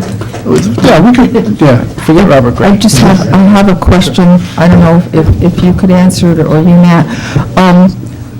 When it comes down to it, and since, how you say, most of you're putting a dollar amount down, but you're saying you're going to get reimbursed for this, so what would be the actual cost, if you're going to get reimbursed with all of this, $27,500, you're kind of saying you're going to get reimbursed for these expenses? Am I correct on that? For the park? Directors, counselors? Yeah, that's what we would anticipate using in revenue. So what we're talking is, how much are we talking really, the number really, because you've got money going out, coming back in, so it comes to zero money that's, a zero amount. 27,000, you get reimbursed with 27, you don't have the paperwork or the, What the bottom line is for our budget, once you take out everything that'll bring back. You're projecting in the revenue, have you looked at the revenue sheet as to what they're projecting in revenue? Because they, what page is it? This is extra sheet. Yeah, I know, I looked at that, I kind of amended it, because before it had Grinnell's and Foglan's. Yeah. And we were kind of estimating 25,000 from Fogland. We figured that was probably a reasonable amount to expect, that's within the ballpark, and if it's only one beach, a certain number of people that would go to Grinnell's will show up at Foglan's, plus we increased our rate. So if we took in 25,000 and it cost us roughly 25,000 to run the beach, we're gonna be either plus or minus a couple thousand on that, I would guess. Though, that's what we anticipate, but it's hard to call. The recreation program, we're starting from scratch this summer, so we don't really know, but what we're hoping for is if we take in 25,000, that's pretty much what it's gonna cost us to pay out. So that would pretty much pay for the beach expense. 36.5. Forecast. Right, Acid, Marsh, and this one. projected. Yeah, that projected. was the first they were talking about running the Parks program out of Bacassett and Bulgar Marsh. Oh, But then right, Keith right, came right, up with the brilliant idea of centralizing it. So, Okay. and that She's not does, that done cuts with down Bacassett, on the no. number of staff that it would need because you're not having to double staff. So that gets it And you're down to centralizing. 20. Right, so if we got that lower. And then we have the independent contractor, if you want to estimate, 4,000 or 5,000, that brings in revenue as well. So, we're figuring we're at least 50,000 in revenue. And the other thing to go along with that on the maintenance for the for the fields, we don't have a consensus in our commission yet, and it's a very volatile discussion that we're having, is starting to charge field use fees for some of the people that use our field. There's a number of towns that are going that way. It's just a matter of, it's getting more and more difficult to ask taxpayers to fund these things. And when people have tournaments of 16 teams and only one of them's from Tiverton, these teams do not pay a dime. And they use our fields, and they use our concession stands, and they leave their trash, and... Do they pay when they go to, tournaments, like the Portsmouth has a tournament? Do Yeah. they The town doesn't get paid. town The doesn't get tournament gets paid. Right, everybody gets paid but us. Yeah. Currently, that's how it's... At least the one that's run by locally. Long story short, I just want to answer the fundamental question. When we added up, the budget the council passed the other night was $61,500 in revenues between the beaches, parks and recreation programs. And I don't know what your bottom line is, I don't memorize the whole budget. But if you add up all the beach programs and summer, 105,090, so 509, that's nowhere near. it's nowhere near net zero. No. But you're a lot closer than you were this year. The forecast, the revenue has changed though, if Bocasset's not going to be in there, right? Right. But you're still gonna get some kids, so I don't know, did we cut in half the number of kids within the reach? Suggestion. Rather than try to figure it out through the budget, you need to do some work. This either needs to be amended Well, and give us. It can't the be figure. amended after the administrator You spend submits half it. an hour telling us that we're in a state of flux and we're not sure. Yeah. You get the picture. Right, I mean, let's move on. Right. okay? right. Okay, so you're gonna come back, or you're gonna give us papers, or? Well, I'll work some stuff out with Denise and try and get the line items for in and out and And also, whatever. just, you want maybe me to this do. is fine, but, if it needs to be massaged a bit, just do Right, it. right. Get it Well, that's done. what we did, these numbers are reflective of like 6 or 8 weeks ago, so, we've transitioned since then, so these aren't current with what our numbers are. So hopefully we can work towards that, and if we can generate some revenue to help pay for the fields, hopefully that'll help cut down our totals as well, so. And then the swim program is out, that was zeroed out. We didn't have enough kids to enroll, and it's just not really a current program. We're working. We appreciate it. Yeah. Keep working. Okay. All right, I'll get back to you as soon as I get some stuff for Denise. And if there's anything else you want to add? Oh, the other thing I guess I just let you know about, because it's still probably a couple of years off, is the whole soccer complex. It was supposed to be across from Ranger School in the Stonebridge Water. There was 8 acres that Stonebridge Water District deeded to recreation to be used for soccer fields. We started to look into it and found that the end point of the septic system that the schools had to put in encroached in that original plan. So we have to work with Stonebridge, we have to go back, we have to re-survey. I mean, we're basically starting at square one. We need to do a lot of fundraising, but hopefully, and the whole point that Keith makes about that is if you can get 4 tournament-size soccer fields, that's where you can really start to generate revenue for the town, and more than it could pay for the entire recreation budget. So that's the direction we want to go, is trying to do that, but that's a couple of years down the pipe. Do the little leagues in soccer leagues pay the town for using the field? Nobody pays. Nobody pays the town anything? They Maintenance or? they contribute, I think, some things, they contribute work, they contribute no dollars to the town's funds. That's all. And that's the discussion. It's a painful discussion. Well, I mean, I've seen it go both ways, so I didn't think they did. Given the immediacy, I'll try to summarize very quickly. The philosophy should be that a league that provides the opportunity for every child of Tiverton who wants to play shouldn't be charged a fee to use our fields. But any competitive, even a competitive division or program within one of the bigger programs, or the competitive baseball, I'm an AAU coach in baseball. My kids pay, we're nonprofit, but the kids pay $800, $900 each. And that includes field fees on every single field we play in, no matter what town in Rhode Island. This is one of the only ones I've encountered where we don't have to, there's no fee for outside teams or club teams. That doesn't make any sense. Doesn't make any sense at all. I understand the concept of our own kids, but if other communities or organizations are going to pay to use our fields, and somewhere along the line, they've got to pay something. But that's just the thing, it's part of the deal, I mean, everybody understands that, all my players understand that, part of what they're paying for is the opportunity to get on a field. I'm surprised we don't have more people asking to play here. Well, that's the thing. Well, you just gotta, it's a long story, it goes back to scheduling. Okay. You want to know. But, okay. Okay? Thank you much. Well, that's it. Appreciate it. Thank you. Onward and upward.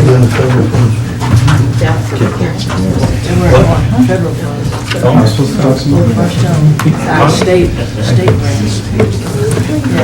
Okay, Mr. Crowder.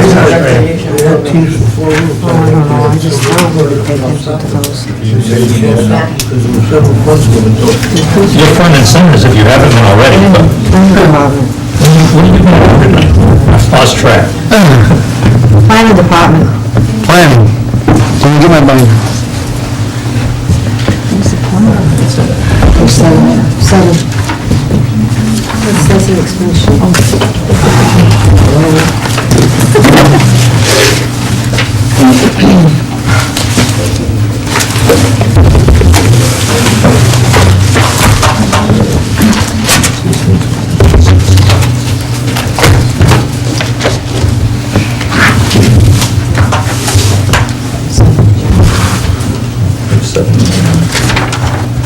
Other questions? Can we make it faster to ask questions? Yeah, I got a question. Uh-oh. I know, got in trouble already, right? The planner salary, I noticed here you say that it's only for 6 months, because it was 6 months in 1 year and 6 months in the next. Explain that last line to me there. Remainder of salary authorities include. Yeah, he's hired for only 1 year, with the town's option to keep him on. It'll be mutual agreement, of course, he doesn't have to want to stay, but really, it's the town's option to strike to keep him here.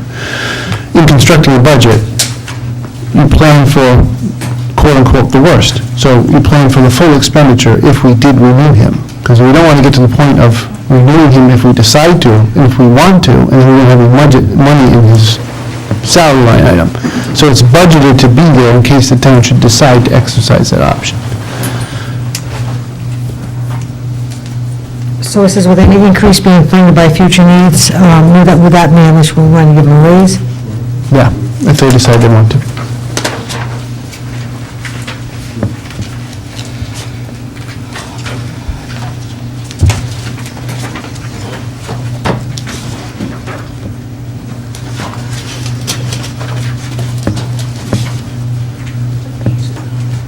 Seven.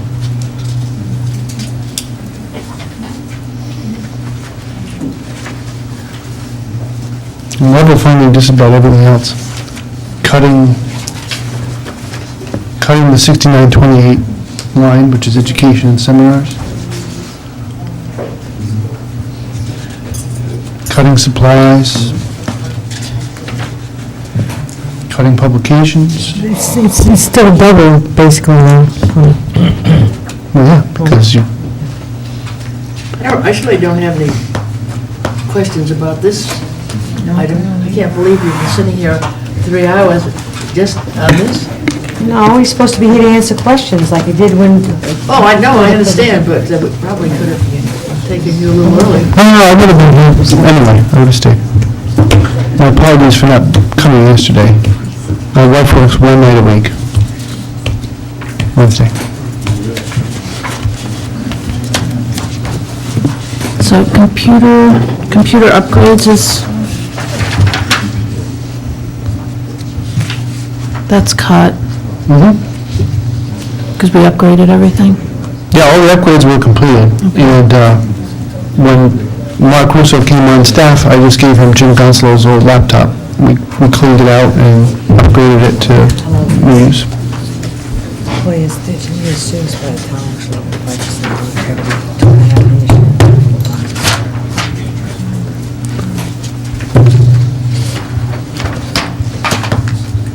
Anybody got any questions of me?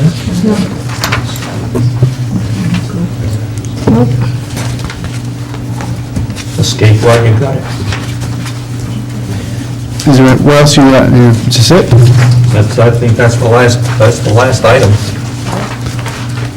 Now, are you privy to last Tuesday's council meeting and what was finally passed on to you and why some of the cuts were made that were made? I don't know why, I don't have the whys. We have an updated, a revised expense budget from Nancy.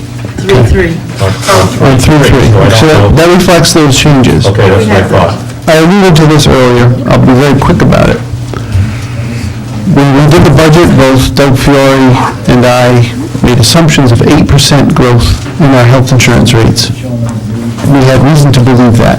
We had been told that we would not have a good year. was our claims experience was Affordable health care. very high.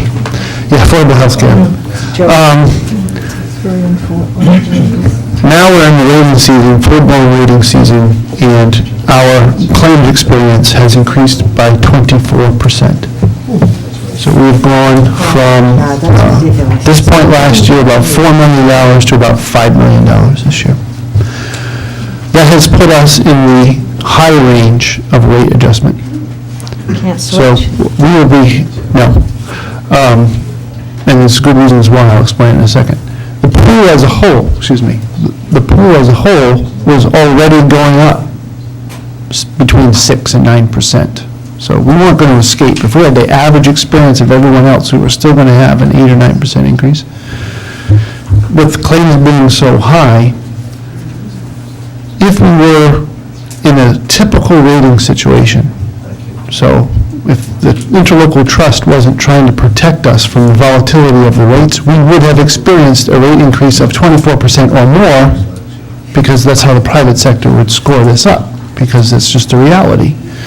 The interlocal trust pools all of the risk of all the cities and towns that are members. There are only 3 that are not. And they rate their claims experience, and it comes into ratings on a 24-month basis, not a 12-month basis.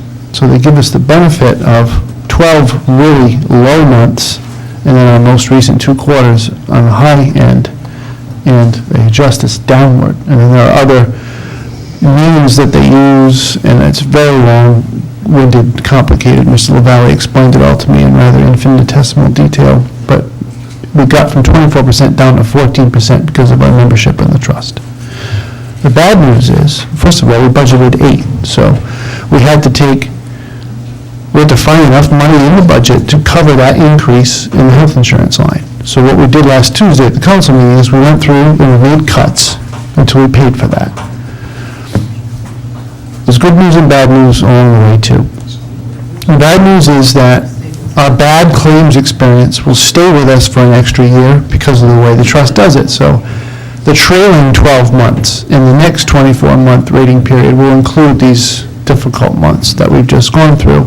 So instead of just fading away, they're going to stay with us. So they smooth our ascent, but they also slow down our descent if we hopefully descend at all on the other side.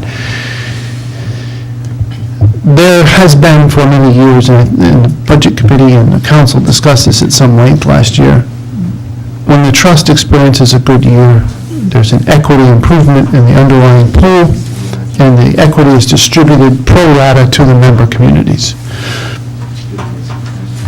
That policy began when Mr. Gonzalo was administrator, and when we got equity distributions, he would bank them. It was put into a rate stabilization account for future use of the town. And it's going to help us a lot this year and next, because, first of all, we've saved so much money in that account that now, under the policies of the trust, we must discharge some of the funds. We actually don't have any choice. So even though the town voted $40,000, we've got to take out $74,000 because we have a $209,000 balance in this account. And then we have a new equity distribution this year of $18,000. So 74 plus 18, I'm going to round up to smaller digits. It's a $92,000 cash balance that is going to offset our... Is that a credit against... It's a credit against 1 month's We premium. don't actually get revenue into the general fund. That's correct. It's a credit against the... It's a credit against the... Okay. So it should not be booked as revenue. We booked it, there were no accountants present at the last council meeting, so we knew it was happening, so we put it in the revenue side, but Denise has corrected it. It's a credit against 1 month's premium. Next year, we would have the opportunity to use as much as $123,000, which would be our remaining balance. And I've recommended we do that, because cash is king, and let's take the credits when we have them available when we're under this much financial stress. So that's the recommendation. That's what the council passed the other night. But so what that meant was we cut the ambulance, we cut out the air packs maintenance at the fire department, we cut out the jailhouse security camera system. We made other changes. Mrs. Mello took money out of her elections account. We tried to reach a point where we stuck to the goal of being as close to 2% expense increase on the municipal side as we could be. Do you know what the actual budget percentage was? 2% is pie in the sky. What did it really come out to be? Well, it's not pie in the sky, it's the expense side. And you and I keep having this conversation. The levy is not the budget. No, I So- know, but I mean, the increase, we were talking about the viable increase that it could be on the taxpayer. That's what we're looking at. Right, so that's the levy. You don't know So, what that is. I do.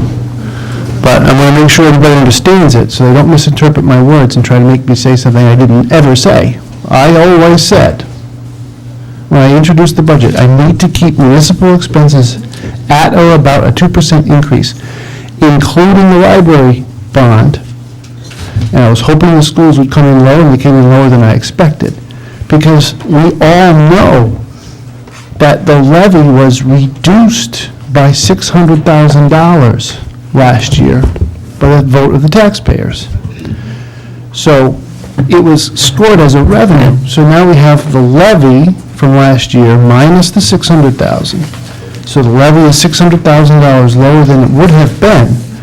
So in order to cover the exact same expenses, if we had made no changes to expenses, the exact dollar for dollar, we still would have a 2% levy increase to cover the $600,000. So then if the rest of our spending goes up by less than 2%, it's not this purely simple math, but add the 2% to what the blended increase from the municipal and school side is this year, and you're going to come to a very close estimate of what the levy increase is this year. And knock on wood, we are not above the cap on our most recent estimate. We're going to file paperwork with the state. Now, I'm going to give my assessor, who's got a significant family health crisis, I'm going to give him a couple of days to pull himself together, but before I release any number, I don't think it's appropriate. But at this point, our estimate is we will approach but not breach the property tax cap. Matt, you keep saying it's a 2% increase, but it's a roughly $800,000. Now, and that includes capital, bond increases, it's 4.3. I mean, overall, so when you say 2%, what are you computing it? Is it just expenses?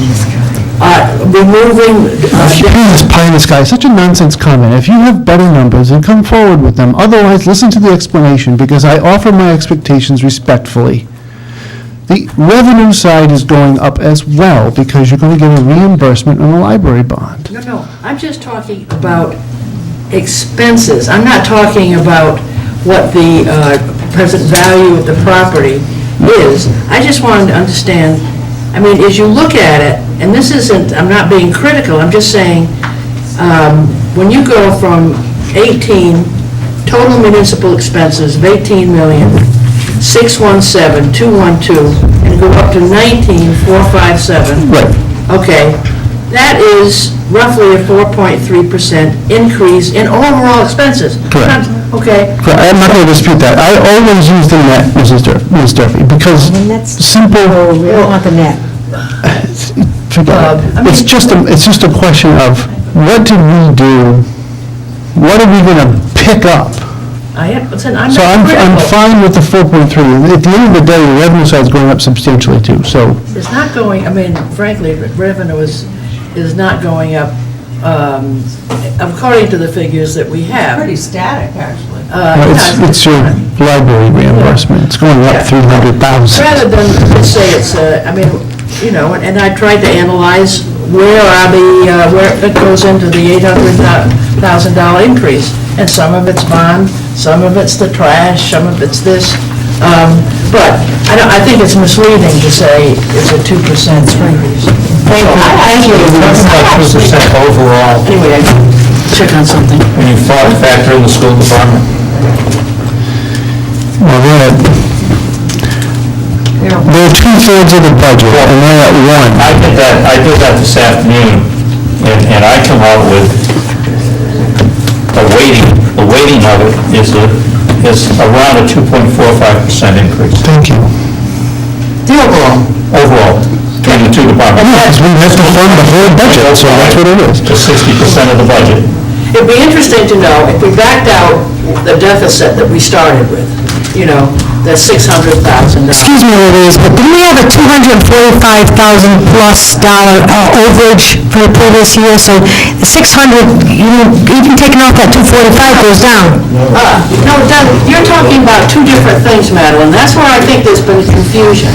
You're talking about the increase in the general fund. I'm talking about $600,000 was not funded last year through the taxpayers' rates, through our tax rate. It was funded because $600,000 was taken from the savings account.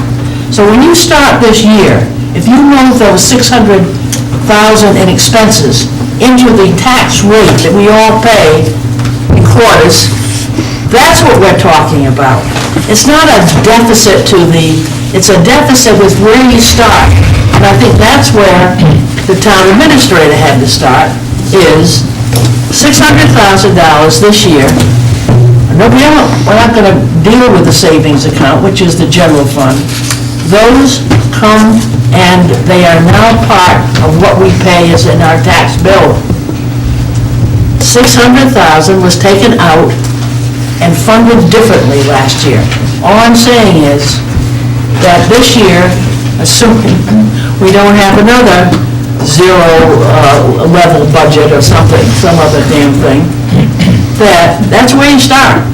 $600,000 of expenses now have to be funded through the taxpayers in their tax bills. Of course, that's sort of basic. Unfortunately, and I mean this with all due respect and humility, but this move last year created a number of complexities that I fear very few people in town truly understand. I agree. The $600,000 was deducted from the levy. If you ran a $245,000 surplus, some of that would have gone into paving, but most of it went back into the general fund. So it's not offsetting the levy. So when we come to this year's calculation of what will the change be in the levy, it's $600,000 less than a balanced budget against last year's expenses. So this was the puzzle that we had to put together this year. And I know you object to it, but I look at it this way. I can't change the library decision. I wasn't here, I didn't participate in the debate, I couldn't have shown you the model that would have shown you how much this was going to cost you in out years. I look at it as a net, and I look at all the things that I can control, and I tried to keep the spending there down very, very low. And as you go through all of these line items, you'll see I level funded every damn thing.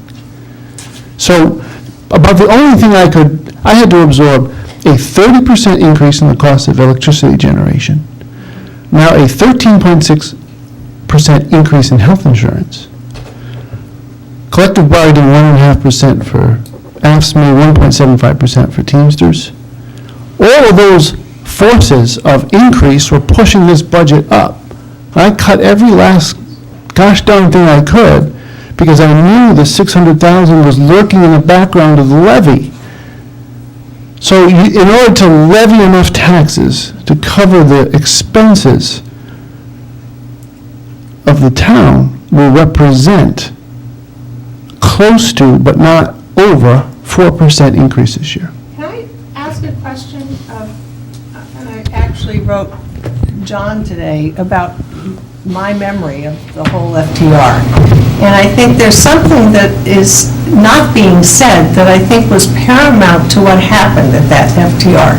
And I think we have to remember that. And that is that the elector petition came into being because of a misstatement in the docket indicating that it was a 3.5% minimum operating budget minimum. I know what you mean, general fund balance compared to required amount. So when if people had voted, the expectation would have been that that money was not going to be available as an expense, as money to be used for expenses, but that if they had believed that misstatement, they would have been voting thinking that that money was untappable because it was part of what everybody was being told was a required 3.5. So you sort of can't have it both ways. So that's where the electric petition came up, because Justin recognized, wait a minute, it's only a 3%. So that's that 600,000. So it was not, if the voters had voted believing it was a 3.5% required minimum, which is what was stated, they also would have been voting thinking that that money was not going to be just out there to be used. It was not going to be a slush fund. It was going to be part of what had to be kept unless an emergency and a 4/5 vote. So Unfortunately, it's a colossal misunderstanding. What has actually happened is the council could only have withdrawn that money on a 4/5 vote, but the taxpayers can withdraw it on a 50% plus one vote majority. And that is exactly what they did. And that is what sent Standard & Poor's up the flagpole and all the rest. No, 6 other things. And so- Please, don't, yeah, I think, I mean. I'm sorry, I was in a rating call, you weren't, so don't even talk to me I about it. mean, look, if we had no budget increase at all from anybody, we would have had a tax increase this year to make up the 600,000 Of 2%. expense. And that is the problem that is compounding this year. I don't agree with you at all. It was explained to people. There was a deception going on that you can take money out of the general fund and keep your tax rate zero. And that's what happened. But by taking it out of the general fund, in subsequent years, that money may no longer be available to you. You have to cover your expense, 600,000, with the taxes that we all pay. Now, see, I thought everybody knew that, and so I came into the budget thinking, I have to cut as much as I can to try to prevent that from becoming a problem. And guess what? I couldn't, because of all of these expenses. So, it's late.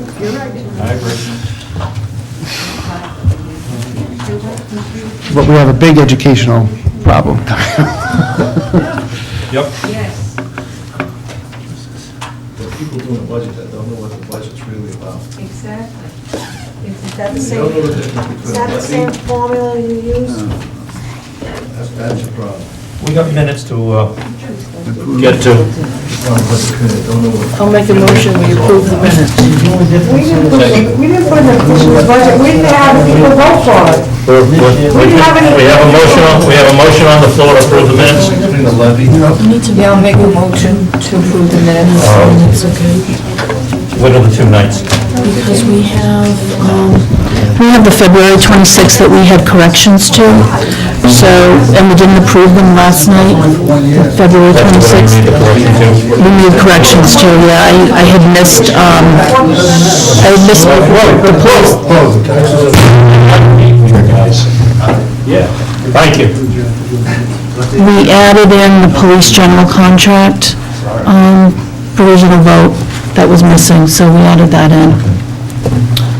So I'll entertain a motion to approve the meeting minutes for 26th, February 26th. February 26th. Second that motion. Any discussion? All in favor? Aye. All opposed? Any abstentions? Easy for you to say. Any abstentions? Okay. And then we have the last night's meeting, March 11th. We have last night's meeting, and you have those.